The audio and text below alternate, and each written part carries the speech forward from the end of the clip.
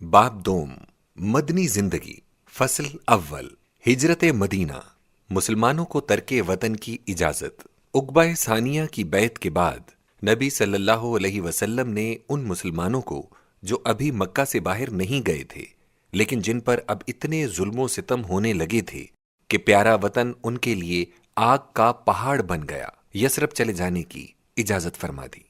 इन ईमान वालों को घर बार, खवेशो अकारिब, बाप भाई, जनो फर्जंद के छोड़ने का जरा गम न था, बल्कि खुशी ये थी कि यसरब जाकर खुदाए वहदहू ला शरीक की इबादत पूरी आजादी से कर सकेंगे। हिजरत की दुश्वारियां। हिजरत करने वालों और घर छोड़ने वालों को कुरैश मक्का की सख्त मज़ाहिमत का मुकाबला करना पड़ता। नंबर 1, सुहेब रूमी रज़ियल्लाहु अन्हु जब हिजरत करके जाने लगे तो कुफार ने उन्हें आ घेरा। कहा, सुहेब, जब तू मक्का में आया था तो मुफलिसो कल्लाश था, यहां ठहर कर तूने हजारों कमाए, आज यहां से जाता है और चाहता है कि सब मालो जर लेकर चला जाए, ये तो कभी नहीं होने का।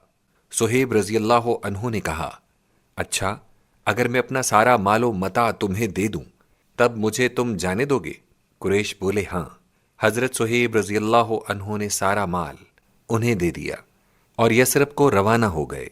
नबी सल्लल्लाहु अलैहि वसल्लम ने यह किस्सा सुनकर फरमाया कि इस सौदे में सुहेब रज़ियल्लाहु अन्हु ने नफा कमाया।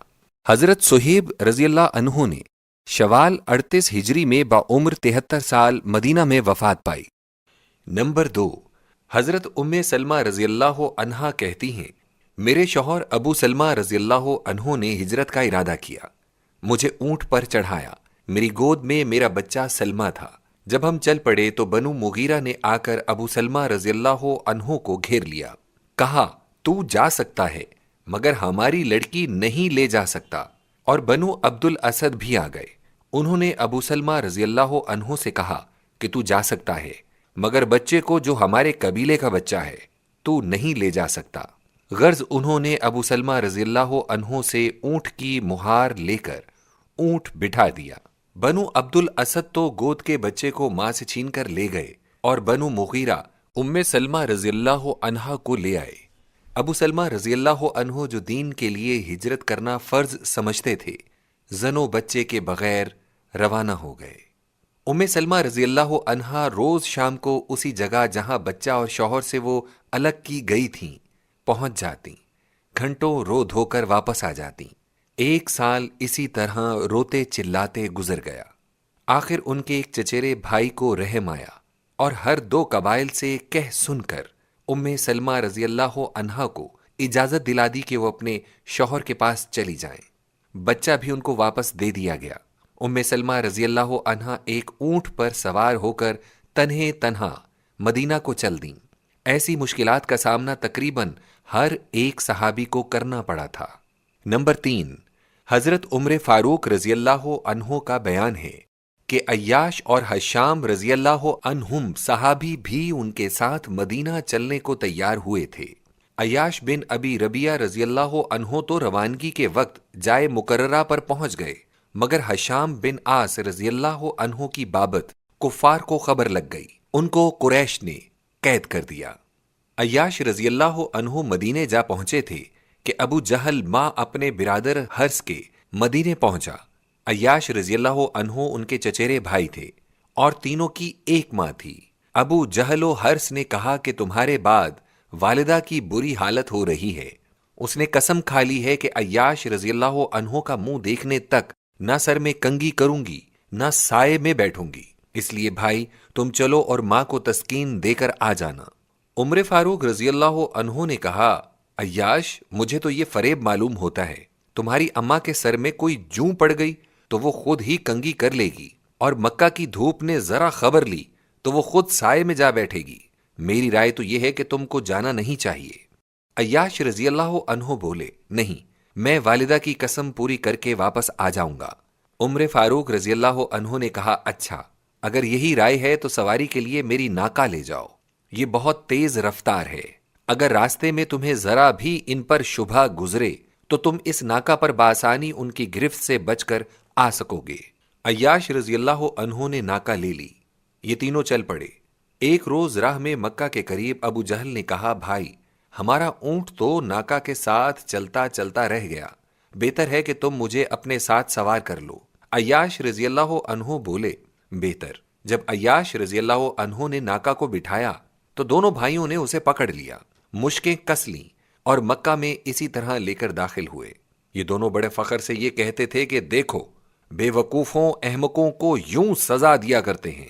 اب عیاش رضی اللہ عنہ کو بھی ہشام بن آس رضی اللہ عنہ کے ساتھ قید کر دیا گیا۔ جب نبی صلی اللہ علیہ وسلم مدینہ منورہ پہنچ گئے تب حضور صلی اللہ علیہ وسلم کی تمنا پوری کرنے کے لیے ولید بن مغیرہ مکہ میں آئے۔ زندان خانے سے دونوں کو شبہ شب نکال کر لے گئے۔ ان ہر سہ حکایات سے قارئین یہ معلوم کر سکتے ہیں کہ ہجرت کے وقت بھی مسلمانوں کو کیسی سخت مصیبتوں پر غالب آنا پڑتا تھا۔ گھر چھوڑنا بھی بلا خاص جد و جہد اور ابتلاء و امتحان کے آسان نہ تھا۔ حضرت صلی اللہ علیہ وسلم کو شہید کرنے کی سازش۔ جب مسلمان مکہ میں گنتی کے رہ گئے اور مشہور صحابہ رضی اللہ عنہم میں سے صرف ابو بکر و علی رضی اللہ عنہم باقی رہے تو قریش مکہ نے کہا کہ اب محمد صلی اللہ علیہ وسلم کے قتل کر دینے کا اچھا موقع ہے۔ تدبیر قتل پر غور کرنے کے لیے دارالندوہ میں خفیہ اجلاس ہوا۔ اس اجلاس میں نجد کا ایک تجربہ کار بوڑھا شیطان بھی آ کر شامل ہوا تھا، اور قریش کے مشہور قبائل میں سے مندرجہ ذیل مشہور سردار موجود تھے۔ نمبر 1، بنو عبد شمس میں سے شیبہ و عتبہ فرزندان ربیعہ و ابو سفیان بن حرب۔ نمبر 2، بنو نوفل میں سے طعیمہ بن عدی، جبیر بن مطعم، حارث بن عامر۔ نمبر 3، بنو عبد الدار میں سے نضر بن حارث بن قلادہ۔ نمبر 4، بنو اسد بن عبد العزیٰ میں سے ابو البختری بن حشام، زمعہ بن اسود، حکیم بن حزام۔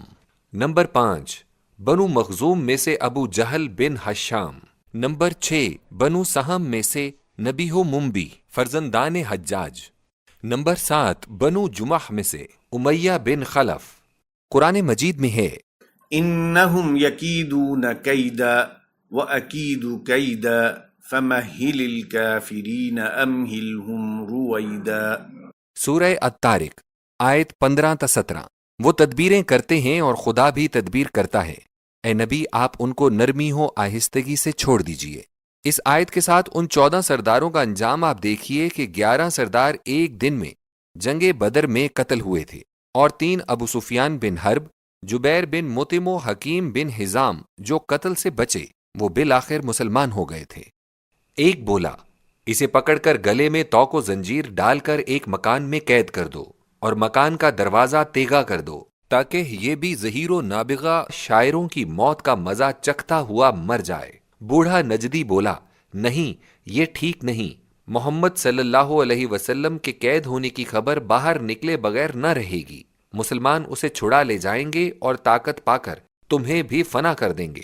دوسرا بولا، ایک سرکش اونٹ پر بٹھا کر ہم اسے یہاں سے نکال دیں، ہماری طرف سے کہیں جائے کہیں رہے، جیے خواہ مرے۔ بوڑھا نجدی بولا، نہیں یہ رائے بھی ٹھیک نہیں۔ کیا تم محمد صلی اللہ علیہ وسلم کی دل آویز باتوں کو بھول گئے؟ کیا تم نہیں دیکھتے کہ وہ جس سے بات کرتا ہے اسی کو اپنا بنا لیتا ہے؟ وہ دلوں پر کیسی آسانی سے قابو پا لیتا ہے، جہاں جائے گا وہیں کے باشندے اس کے ساتھ لگ جائیں گے، اور وہ بالآخر تم سے اپنے نبی کا بدلہ لے کے چھوڑیں گے۔ قاتلوں کے انتخاب کا طریق۔ آخر ابو جہل نے ایسی تدبیر بتائی جسے تمام جلسے نے بالاتفاق منظور کر لیا۔ تجویز اور تدبیر یہ تھی، نمبر 1، عرب کے ہر ایک مشہور قبیلے سے ایک ایک جواں مرد کا انتخاب کیا جائے۔ نمبر 2، یہ سب بہادر رات کی تاریکی میں محمد صلی اللہ علیہ وسلم کے گھر کو گھیر لیں۔ نمبر 3، جب محمد صلی اللہ علیہ وسلم صبح کی نماز کے لیے نکلیں اس وقت یہ سب بہادر اپنی اپنی تلوار سے اس پر وار کریں۔ اس تدبیر کا فائدہ یہ بتایا گیا کہ جس قتل میں تمام قبیلے شامل ہوں گے اس کا بدلہ نہ تو محمد صلی اللہ علیہ وسلم کا قبیلہ لے سکے گا اور نہ محمد صلی اللہ علیہ وسلم کو سچا جاننے والے کچھ شر و فساد اٹھا سکیں گے۔ انسانی تدبیر کے مقابلے میں الہی تدبیر۔ انسانی چال کے مقابلے میں اب الہی طاقت اور ربانی حمایت کو دیکھیے کہ جب رات کو ان لوگوں نے نبی صلی اللہ علیہ وسلم کا گھر آ گھیرا، اس وقت خدا کے نبی صلی اللہ علیہ وسلم نے پیارے بھائی علی رضی اللہ عنہ سے فرمایا، تم میرے بستر پر میری چادر لے کر سو رہو، ذرا فکر نہ کرنا، کوئی شخص تمہارا بال بیکا نہ کر سکے گا۔ حضرت علی رضی اللہ عنہ تو ان تلواروں کے سائے میں نہایت بے فکری سے مزے کی نیند سو رہے، اور خدا کا رسول صلی اللہ علیہ وسلم خدا کی حفاظت میں باہر نکلا اور ان دل کے اندھوں کی آنکھوں میں خاک ڈالتا ہوا اور سورہ یاسین پڑھتا ہوا صاف نکل گیا۔ کسی نے نبی صلی اللہ علیہ وسلم کو جاتے نہ دیکھا۔ یہ واقعہ 27 صفر 13 نبوت روز پنج شبہ 12 ستمبر 621 عیسوی کا ہے۔ نمبر 1، خدا کے برگزیدہ نبی داؤد علیہ السلام سے حضرت صلی اللہ علیہ وسلم کی مشابہت۔ داؤد کھڑکی سے بھاگ کے بچ رہا۔ میکل نے ایک پتلا پلنگ پر لٹا رکھا اور بکریوں کی کھال تکیا کی جگہ اور اوپر سے چادر اوڑھا دی، اور جب ساؤس نے ہرکارے داؤد کے پکڑنے کو بھیجے تو یہ بولی کہ وہ بیمار ہے۔ الخ کتاب 1 سیمیول باب 19 درس 12 تا 14۔ خدا کا نبی صلی اللہ علیہ وسلم پیارے دوست ابو بکر رضی اللہ عنہ کے گھر پہنچے۔ انہوں نے جلدی سے سفر کا ضروری سامان درست کیا۔ ابو بکر رضی اللہ عنہ کی بیٹی اسما رضی اللہ عنہ نے اپنا کمر بند کاٹ کر ستوؤں کے تھیلے کا منہ باندھا۔ اسی شب کی تاریکی میں دونوں بزرگوار چل پڑے۔ مکہ سے 4-5 میل کے فاصلے پر کوہ سور ہے۔ اس کی چڑھائی سر توڑ ہے۔ راستہ سنگ لاخ تھا۔ نکیلے پتھر نبی صلی اللہ علیہ وسلم کے پائے نازک کو زخمی کر رہے تھے اور ٹھوکر لگنے سے بھی تکلیف ہوتی تھی۔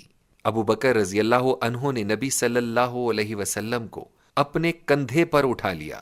آخر ایک غار تک پہنچے۔ ابو بکر رضی اللہ عنہ نے نبی صلی اللہ علیہ وسلم کو باہر ٹھہرایا، خود اندر جا کر غار کو صاف کیا، تن کے کپڑے پھاڑ پھاڑ کر غار کے سوراخ بند کیے، اور پھر عرض کیا کہ حضور صلی اللہ علیہ وسلم بھی تشریف لے آئیں۔ صبح ہوئی۔ حضرت علی رضی اللہ عنہ حسب معمول خواب سے بیدار ہوئے۔ قریش نے قریب جا کر انہیں پہچانا، پوچھا محمد صلی اللہ علیہ وسلم کہاں ہے؟ حضرت علی رضی اللہ عنہ نے جواب دیا، مجھے کیا خبر، کیا میرا پہرا تھا؟ تم لوگوں نے انہیں نکل جانے دیا اور وہ نکل گئے۔ قریش غصے اور ندامت سے علی رضی اللہ عنہ پر پل پڑے، ان کو مارا اور خانہ کعبہ تک پکڑ لائے، تھوڑی دیر تک حبسے بے جا میں رکھا، آخر چھوڑ دیا۔ اب وہ ابو بکر رضی اللہ عنہ کے گھر آئے، دروازہ کھٹکھٹایا۔ اسما بنت ابو بکر رضی اللہ عنہا باہر نکلیں۔ ابو جہل نے پوچھا، لڑکی تیرا باپ کدھر ہے؟ وہ بولی، بخدا مجھے معلوم نہیں۔ بد زبان و درشت خو ابو جہل نے ایسا تماچا کھینچ مارا کہ اسما رضی اللہ عنہا کے کان کی بالی نیچے گر گئی۔ ایک لڑکی کی ایمانی قوت۔ ہجرت کے متعلق ایک چھوٹی سی بات قابل ذکر ہے۔ اسما بنت ابو بکر رضی اللہ عنہا کہتی ہیں کہ میرے والد جاتے ہوئے گھر سے نقد روپیہ سب اٹھا لے گئے۔ یہ 5 یا 6 ہزار روپے تھے۔ والد کے چلے جانے کے بعد میرے دادا ابو قحافہ نے کہا، بیٹی میں سمجھتا ہوں کہ ابو بکر نے تم کو دوہری تکلیف میں ڈال دیا ہے۔ وہ خود بھی چلا گیا اور نقد و مال بھی ساتھ لے گیا۔ ابو قحافہ اس وقت تک مسلمان نہ ہوئے تھے۔ فتح مکہ کے دن یہ مسلمان ہوئے تھے۔ ابو بکر صدیق رضی اللہ عنہ کے خاندان کو جملہ صحابہ رضی اللہ عنہم میں یہ خاص خصوصیت حاصل ہے کہ ان کے خاندان کی 4 نسلیں صحابی ہیں۔ اسما رضی اللہ عنہا بولی، نہیں دادا جان، وہ ہمارے لیے کافی روپیہ چھوڑ گئے ہیں۔ اسما رضی اللہ عنہا نے ایک پتھر لیا، اس پر کپڑا لپیٹا اور جس گڑھے میں روپیہ ہوا کرتا تھا وہاں رکھ دیا اور دادا کا ہاتھ پکڑ کر لے گئی۔ ابو قحافہ کی آنکھیں جاتی رہی تھیں۔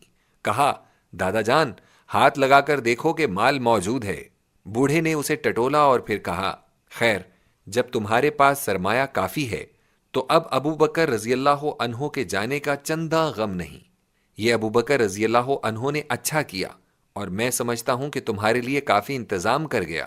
اسما رضی اللہ عنہا کہتی ہیں کہ یہ تدبیر میں نے بوڑھے دادا صاحب کے اطمینان قلب کے لیے کی تھی، ورنہ والد بزرگوار تو سب کچھ نبی صلی اللہ علیہ وسلم کی خدمت کے لیے ساتھ لے گئے تھے۔ غار کا قیام۔ یہ چاند اور سورج دونوں 3 روز تک اسی غار میں رہے۔ یونتن نبی نے داؤد علیہ السلام کو کہا، جب تیری غیر حاضری پر 3 دن گزر جائیں تو وہاں جائیو۔ رات کی تاریکی میں اسما بنت ابو بکر رضی اللہ عنہا گھر سے روٹی دے جاتی، عبداللہ بن ابو بکر رضی اللہ عنہ اہل مکہ کی باتیں سنا جاتا، عامر بن فہیرہ رضی اللہ عنہ جو حضرت عائشہ رضی اللہ عنہا کے بھائی کا غلام تھا اور جس کے پاس حضرت ابو بکر رضی اللہ عنہ کا ریوڑ تھا، وہاں بکریاں لے آتا۔ نبی صلی اللہ علیہ وسلم دودھ بقدر ضرورت لے لیتے اور وہ پھر ریوڑ سے آنے والوں کے نقش قدم کو تمام راستے سے مٹا دیتا۔ خدا نے ابو بکر رضی اللہ عنہ کے اس صدق و خلوص کا یہ اجر دیا کہ ان اللہ معانا فرما کر جس معیت الہی میں نبی صلی اللہ علیہ وسلم دراصل تھے، اسی میں ابو بکر رضی اللہ عنہ کو بھی شامل کر دیا۔ غار سے روانگی۔ چوتھی شب ابو بکر رضی اللہ عنہ کے گھر سے 2 اونٹنیاں آئیں جن کو اسی سفر کے لیے خوب فربا اور تیار کیا گیا تھا۔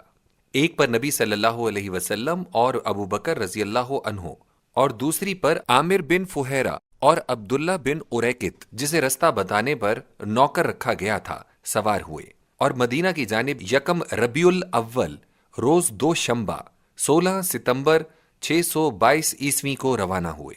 ہجرت سے نبی صلی اللہ علیہ وسلم نے انبیاء سابقین کی سنت کو پورا کیا۔ حضرت ابراہیم خلیل الرحمن علیہ السلام اور حضرت موسیٰ علیہ السلام اور حضرت داؤد علیہ السلام کی ہجرت کے واقعات بائبل میں موجود ہیں۔ نبی کریم صلی اللہ علیہ وسلم کے ساتھ ہجرت کے بعد نصرت الہی کی معیت کا ظہور ہوا، جیسا کہ پہلے نبیوں کے ساتھ بھی ہوتا رہا تھا۔ دلیل راہ نے درمیانی راستہ چھوڑ کر سمندر کے کنارے کنارے چلنا شروع کیا تھا۔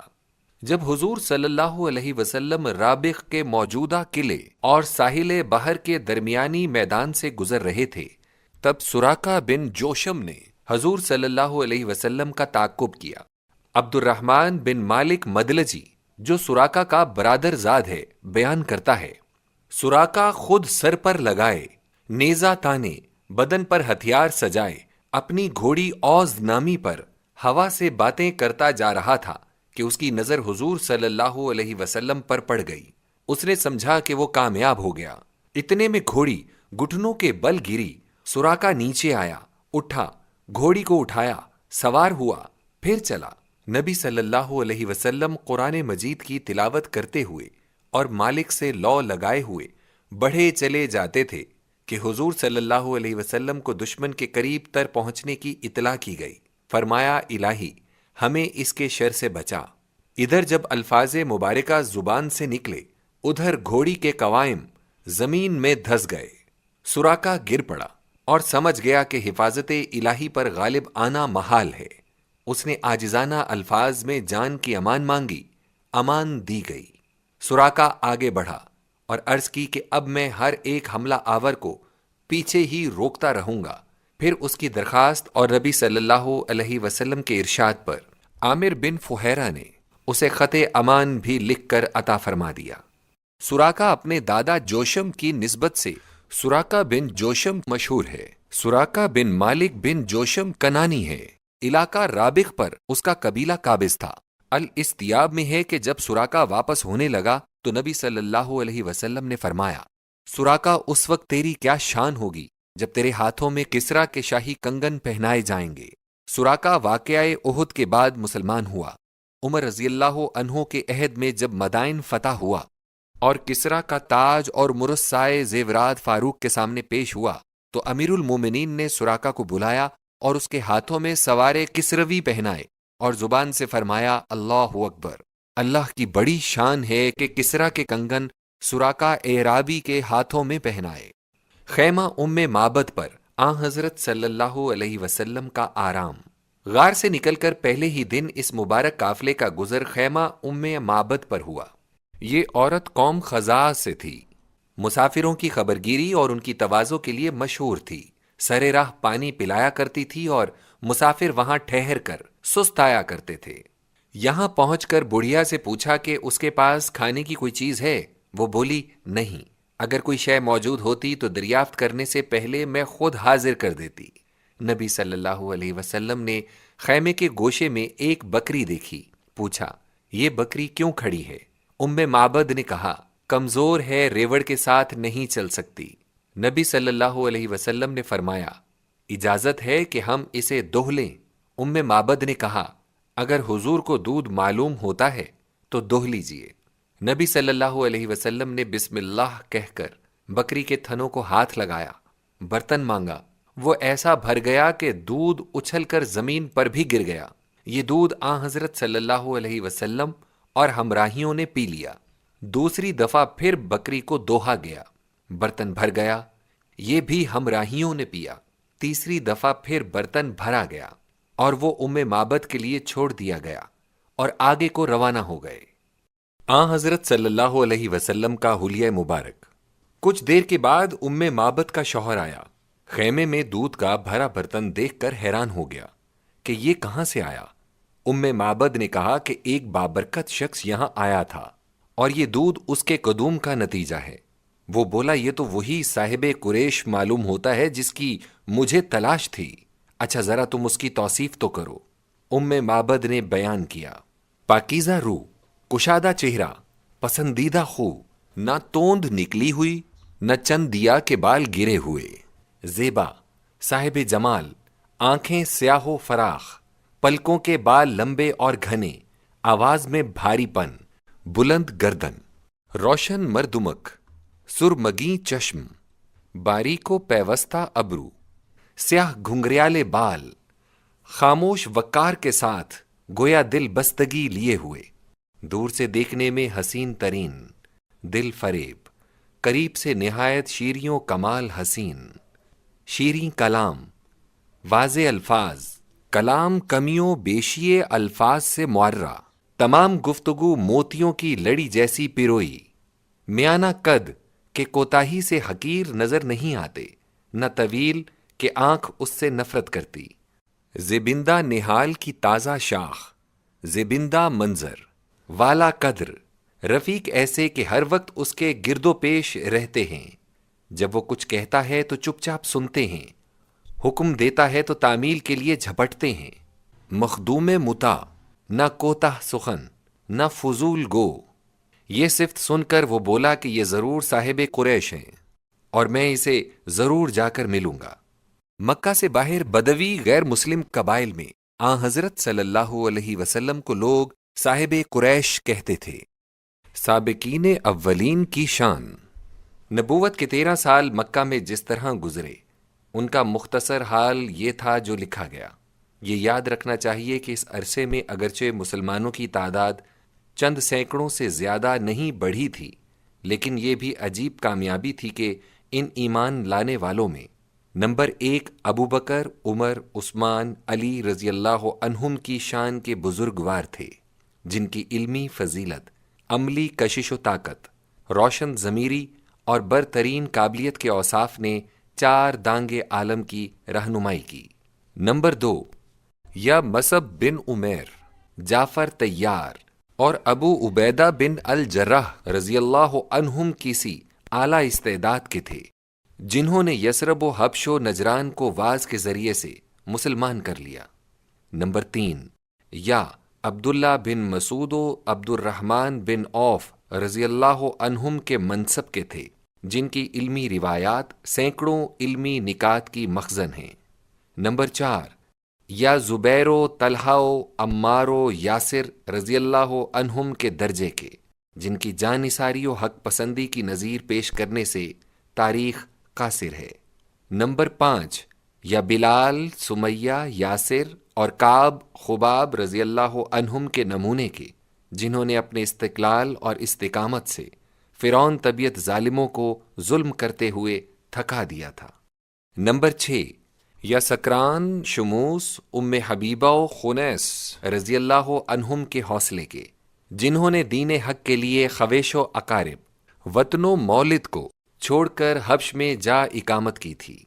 نمبر 7 یا لبید اور سوید بن سامت الملقب، کامل و انیس برادر ابو ذر رضی اللہ عنہم جیسے فصیح و بلیغ، جو ایک ایک تقریر یا ایک ایک قصیدے سے کئی قبیلوں پر قابو پا لیتے تھے اور جو دنیا میں اپنے سے بڑھ کر کسی کو حقائق دان، معنی رس اور انسانی طبیعت کا رمز شناس نہ جانتے تھے۔ مکہ سے باہر اسلام کی اشاعت، انہی ایام میں اسلام مکہ سے باہر بھی پھیل گیا تھا، جس کی چند مثالیں درج کی جاتی ہیں۔ نمبر 1، طفیل بن عمرو دوسی رضی اللہ عنہ، جو ملک یمن کے ایک حصے کا فرما رواں تھا، مکہ میں مسلمان ہوا تھا، اور اس طفیل رضی اللہ عنہ کے طفیل اس کے ملک میں بھی اسلام پھیل گیا تھا۔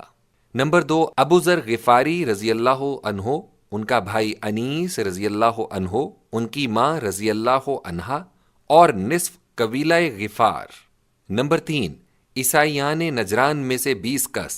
نمبر 4، زماد الازدی رضی اللہ عنہ، یمن کا مشہور کاہن۔ نمبر 5، قبیلہ بنی عبد الاشل۔ نمبر 6، تمیم و نعیم اور کچھ باشندگان ملک شام۔ نمبر 7، حبش کے بہت لوگ وغیرہ۔ اثنائے راہ میں بریدہ اور 70 شخصوں کا مسلمان ہونا۔ نبی صلی اللہ علیہ وسلم یثرب کو جا رہے تھے کہ اثنائے راہ میں بریدہ اسلمی ملا۔ یہ اپنی قوم کا سردار تھا۔ قریش نے حضرت صلی اللہ علیہ وسلم کی گرفتاری پر 100 اونٹ کا انعام مشتہر کیا تھا، اور بریدہ اسی انعام کے لالچ سے حضرت صلی اللہ علیہ وسلم کی تلاش میں نکلا تھا۔ جب نبی صلی اللہ علیہ وسلم کے سامنے ہوا اور حضور صلی اللہ علیہ وسلم سے ہم کلام ہونے کا موقع بھی ملا، تو بریدہ 70 آدمیوں سمیت مسلمان ہو گیا۔ اپنی پگڑی اتار کر نیزے پہ باندھ لی، جس کا سفید پھریرا ہوا میں لہراتا اور بشارت سناتا تھا کہ امن کا بادشاہ، صلح کا حامی، دنیا کو عدالت و انصاف سے بھرپور کرنے والا تشریف لا رہا ہے۔ راستے میں نبی صلی اللہ علیہ وسلم کو زبیر بن العوام رضی اللہ تعالی عنہ ملے۔ یہ شام سے آ رہے تھے اور مسلمانوں کا تجارت پیشہ گروہ بھی ان کے ساتھ تھا۔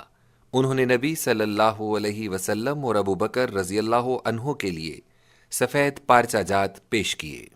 قباء میں پہنچنا۔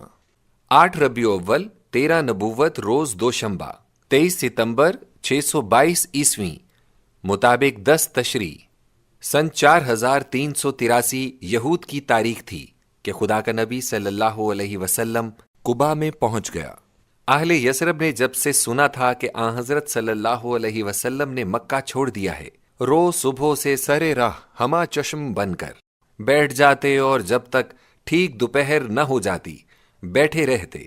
یہ بزرگوار ابھی واپس ہی گئے تھے کہ حضور صلی اللہ علیہ وسلم پہنچ گئے، اور ایک شخص کے پکارنے سے سب جمع ہو گئے، اور خیر مقدم اللہ اکبر کے ترانے گاتے ہوئے آفتاب رسالت کے گردا گرد نور خیز شعاؤں کی طرح جمع ہو گئے۔ اکثر مسلمان ایسے تھے جنہوں نے ہنوز دیدار پر انوار سے چشم ظاہر بیں کو روشن نہ کیا تھا۔ انہیں نبی اللہ اور حضور صلی اللہ علیہ وسلم کے رفیق ابو بکر صدیق رضی اللہ عنہ کی شناخت میں اشتباہ ہو جاتا تھا۔ حضرت ابو بکر رضی اللہ عنہ اس ضرورت کو تاڑ گئے اور سر مبارک پر سایہ کر کے کھڑے ہو گئے۔ خدا کا رسول صلی اللہ علیہ وسلم پنج شنبہ تک یہاں ٹھہرے، اور اس 100 روزہ قیام ہی میں سب سے پہلا کام یہاں یہ کیا کہ خدائے وحدہ لا شریک کی عبادت کے لیے ایک مسجد کی بنیاد رکھی۔ اسی جگہ شیر خدا علی مرتضی رضی اللہ عنہ بھی مکہ سے پا پیادہ سفر کرتے ہوئے نبی صلی اللہ علیہ وسلم کی خدمت میں پہنچ گئے۔ حضرت علی رضی اللہ عنہ چند روز تک مکہ میں حسب ارشاد نبوی صلی اللہ علیہ وسلم اس لیے ٹھہر گئے تھے کہ جن لوگوں کی امانتیں حضرت صلی اللہ علیہ وسلم کے گھر میں موجود تھیں وہ مالکوں کو واپس کر دی جائیں۔ 12 ربیع الاول سن 1 ہجری کو جمعے کا دن تھا۔ نبی صلی اللہ علیہ وسلم قباء سے سوار ہو کر بنی سالم کے گھروں تک پہنچے تھے کہ جمعے کا وقت ہو گیا۔ یہاں 100 آدمیوں کے ساتھ جمعہ پڑھا۔ یہ اسلام میں پہلا جمعہ تھا۔ پہلے جمعے کا خطبہ۔ رسول اللہ صلی اللہ علیہ وسلم کا سب سے پہلے جمعے کا خطبہ جو مدینہ پہنچ کر بنی سالم بن عوف میں حضور صلی اللہ علیہ وسلم نے پڑھا تھا۔ حمد و ستائش خدا کے لیے ہے، میں اس کی حمد کرتا ہوں، مدد و بخشش اور ہدایت اسی سے چاہتا ہوں، میرا ایمان اسی پر ہے، میں اس کی نافرمانی نہیں کرتا اور نافرمانی کرنے والوں سے عداوت رکھتا ہوں۔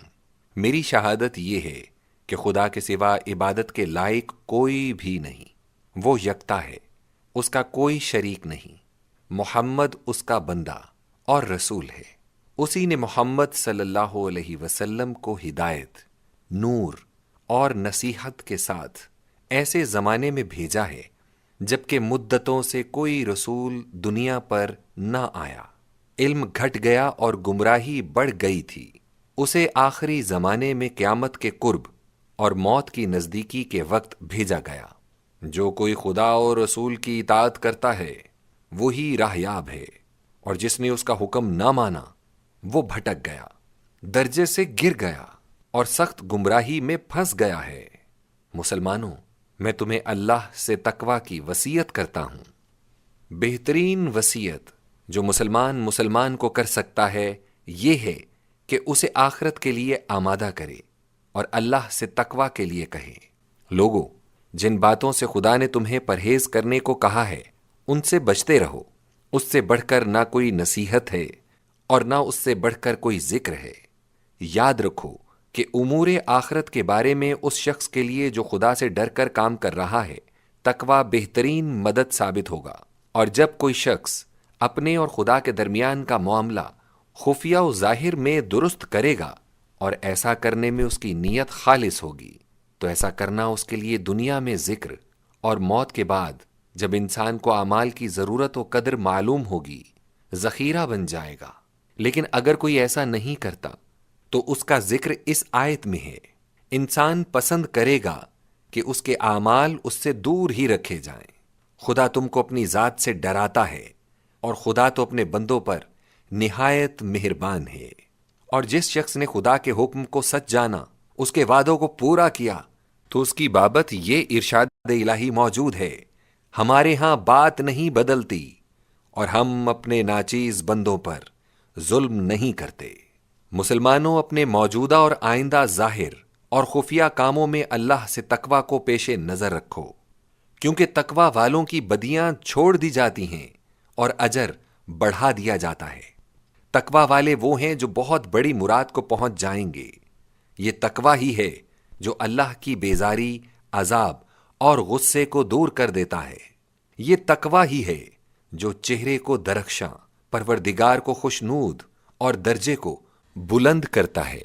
مسلمانوں، حظ اٹھاؤ مگر حقوق الہی میں فروگزاشت نہ کرو۔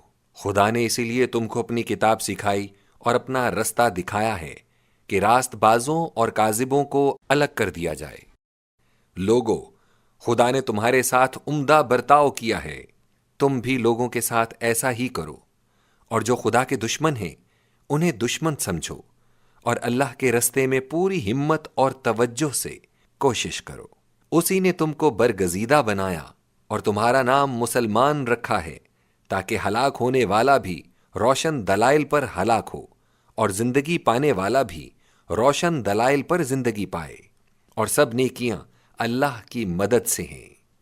لوگو، اللہ کا ذکر کرو اور آئندہ زندگی کے لیے عمل کرو، کیونکہ جو شخص اپنے اور خدا کے درمیان کے معاملے کو درست کر لیتا ہے اللہ تعالیٰ اس کے اور لوگوں کے درمیان معاملے کو درست کر دیتا ہے۔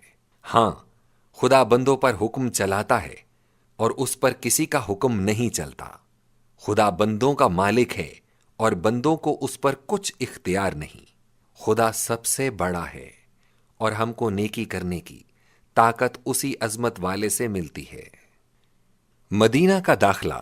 نماز جمعہ سے فارغ ہو کر نبی صلی اللہ علیہ وسلم یثرب کی جنوبی جانب سے شہر میں داخل ہوئے، اور اسی دن سے شہر کا نام مدینۃ النبی ہو گیا، جسے مختصراً مدینہ کہا جاتا ہے۔ داخلہ عجب شاندار تھا، گلی کوچے تحمید و تقدیس کے کلمات سے گونج رہے تھے۔ مرد، عورت، بچے، بوڑھے نور خدا کا جلوہ دیکھنے کے لیے سراپا چشم بن گئے تھے۔ تشریف آوری کے اس شکوہ و احتشام کو دیکھ کر اہل کتاب کے عالم سمجھ گئے کہ حبقوق نبی کی کتاب باب 3 درس 3 کا مطلب آج کھلا۔ اللہ جنوب سے اور وہ جو قدوس ہے کوہ فاران سے آیا، اس کی شوکت سے آسمان چھپ گیا اور زمین اس کی حمد سے معمور ہوئی۔ مجموعہ بائبل میں جس قدر کتابیں پہلے انبیاء کی ہیں، ان میں مکہ کا نام فاران ہے، کیونکہ اس جگہ فاران بن عوف بن حمیر نے اپنا قبضہ کیا تھا۔ تورات کی کتاب پیدائش باب 21 درس 21 میں ہے، اسماعیل فاران کے بیابان میں رہا۔ قرآن مجید سے ثابت ہے کہ ابراہیم و اسماعیل علیہ السلام نے اس بیابان میں یہ مسجد تعمیر کی جو اب کعبہ کے نام سے مشہور ہے۔ پس تورات و قرآن ایک دوسرے کی تصدیق کرتے ہوئے ثابت کرتے ہیں کہ فاران مکہ کا نام ہے۔ فاران کا ذکر تورات کی کتاب اعداد باب 12 اور کتاب استثناء باب 33 درس 1 تا 3 میں بھی آیا ہے، اور ان سب حوالہ جات سے بصراحت ثابت ہے کہ فاران مکہ کا نام ہے۔ انصار کی معصوم لڑکیاں پیارے لہجے اور پاک زبانوں سے اس وقت یہ چند اشعار گا رہی تھیں۔ طلع البدر علينا من ثنيات الوداع وجب الشكر علينا ما دعا لله داع أيها المبعوث فينا جئت بالأمر المطاع۔ ان پہاڑوں سے جو ہیں سوئے جنوب، 14ویں کا چاند ہے ہم پر چڑھا، کیسا عمدہ دین اور تعلیم ہے، شکر واجب ہے ہمیں اللہ کا، ہے اطاعت فرض تیرے حکم کی، بھیجنے والا ہے تیرا کبریا۔ کتاب یسایا باب 11 درس 42 میں ہے کہ سلا کے باشندے ایک گیت گائیں گے۔ مدینہ کا نام سابق انبیاء کی کتابوں میں سلا ہے۔ مورخ طبری کے بیان سے ثابت ہے کہ جنگ خندق میں مسلمانوں نے جس جگہ خندق کھودی تھی وہاں ایک ٹیلا کوہ کا ہے جس کا نام اہل مدینہ کی زبان پر سلا ہے۔ سنیات جمع ہے سنیہ کی، سنیہ ٹیلے کو کہتے ہیں۔ سفر ہجرت میں نبی صلی اللہ علیہ وسلم نے سنیہ بول، سنیہ جابر، سنیہ مروان سے عبور فرمایا تھا۔ سنیہ ودا مدینہ کے قریب ایک ٹیلا ہے۔ اہل مدینہ دوست کو یہاں تک چھوڑنے آیا کرتے تھے، اس لیے اس نام سے مشہور ہوا۔ ان سنیات کا ذکر یسایا باب 42 درس 11 میں ہے۔ سلا کے باشندے گیت گائیں، پہاڑیوں کی چوٹیوں پر سے للکاریں۔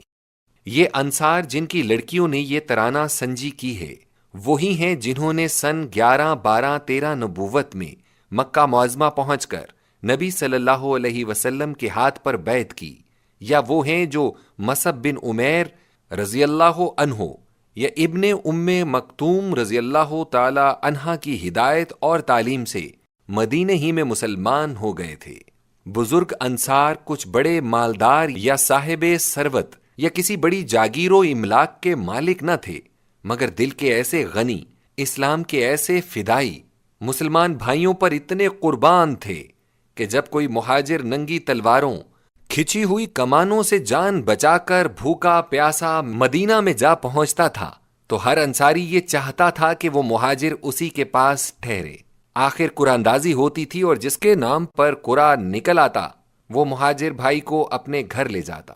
مکان، اسباب، روپیہ، زمین، مویشی، غرض جو کچھ اس کی ملک میں ہوتا اس کا آدھا حصہ اسی دن تقسیم کر کے دے دیتا، اور پھر رات دن اس کی خدمت کے لیے مستعد رہتا۔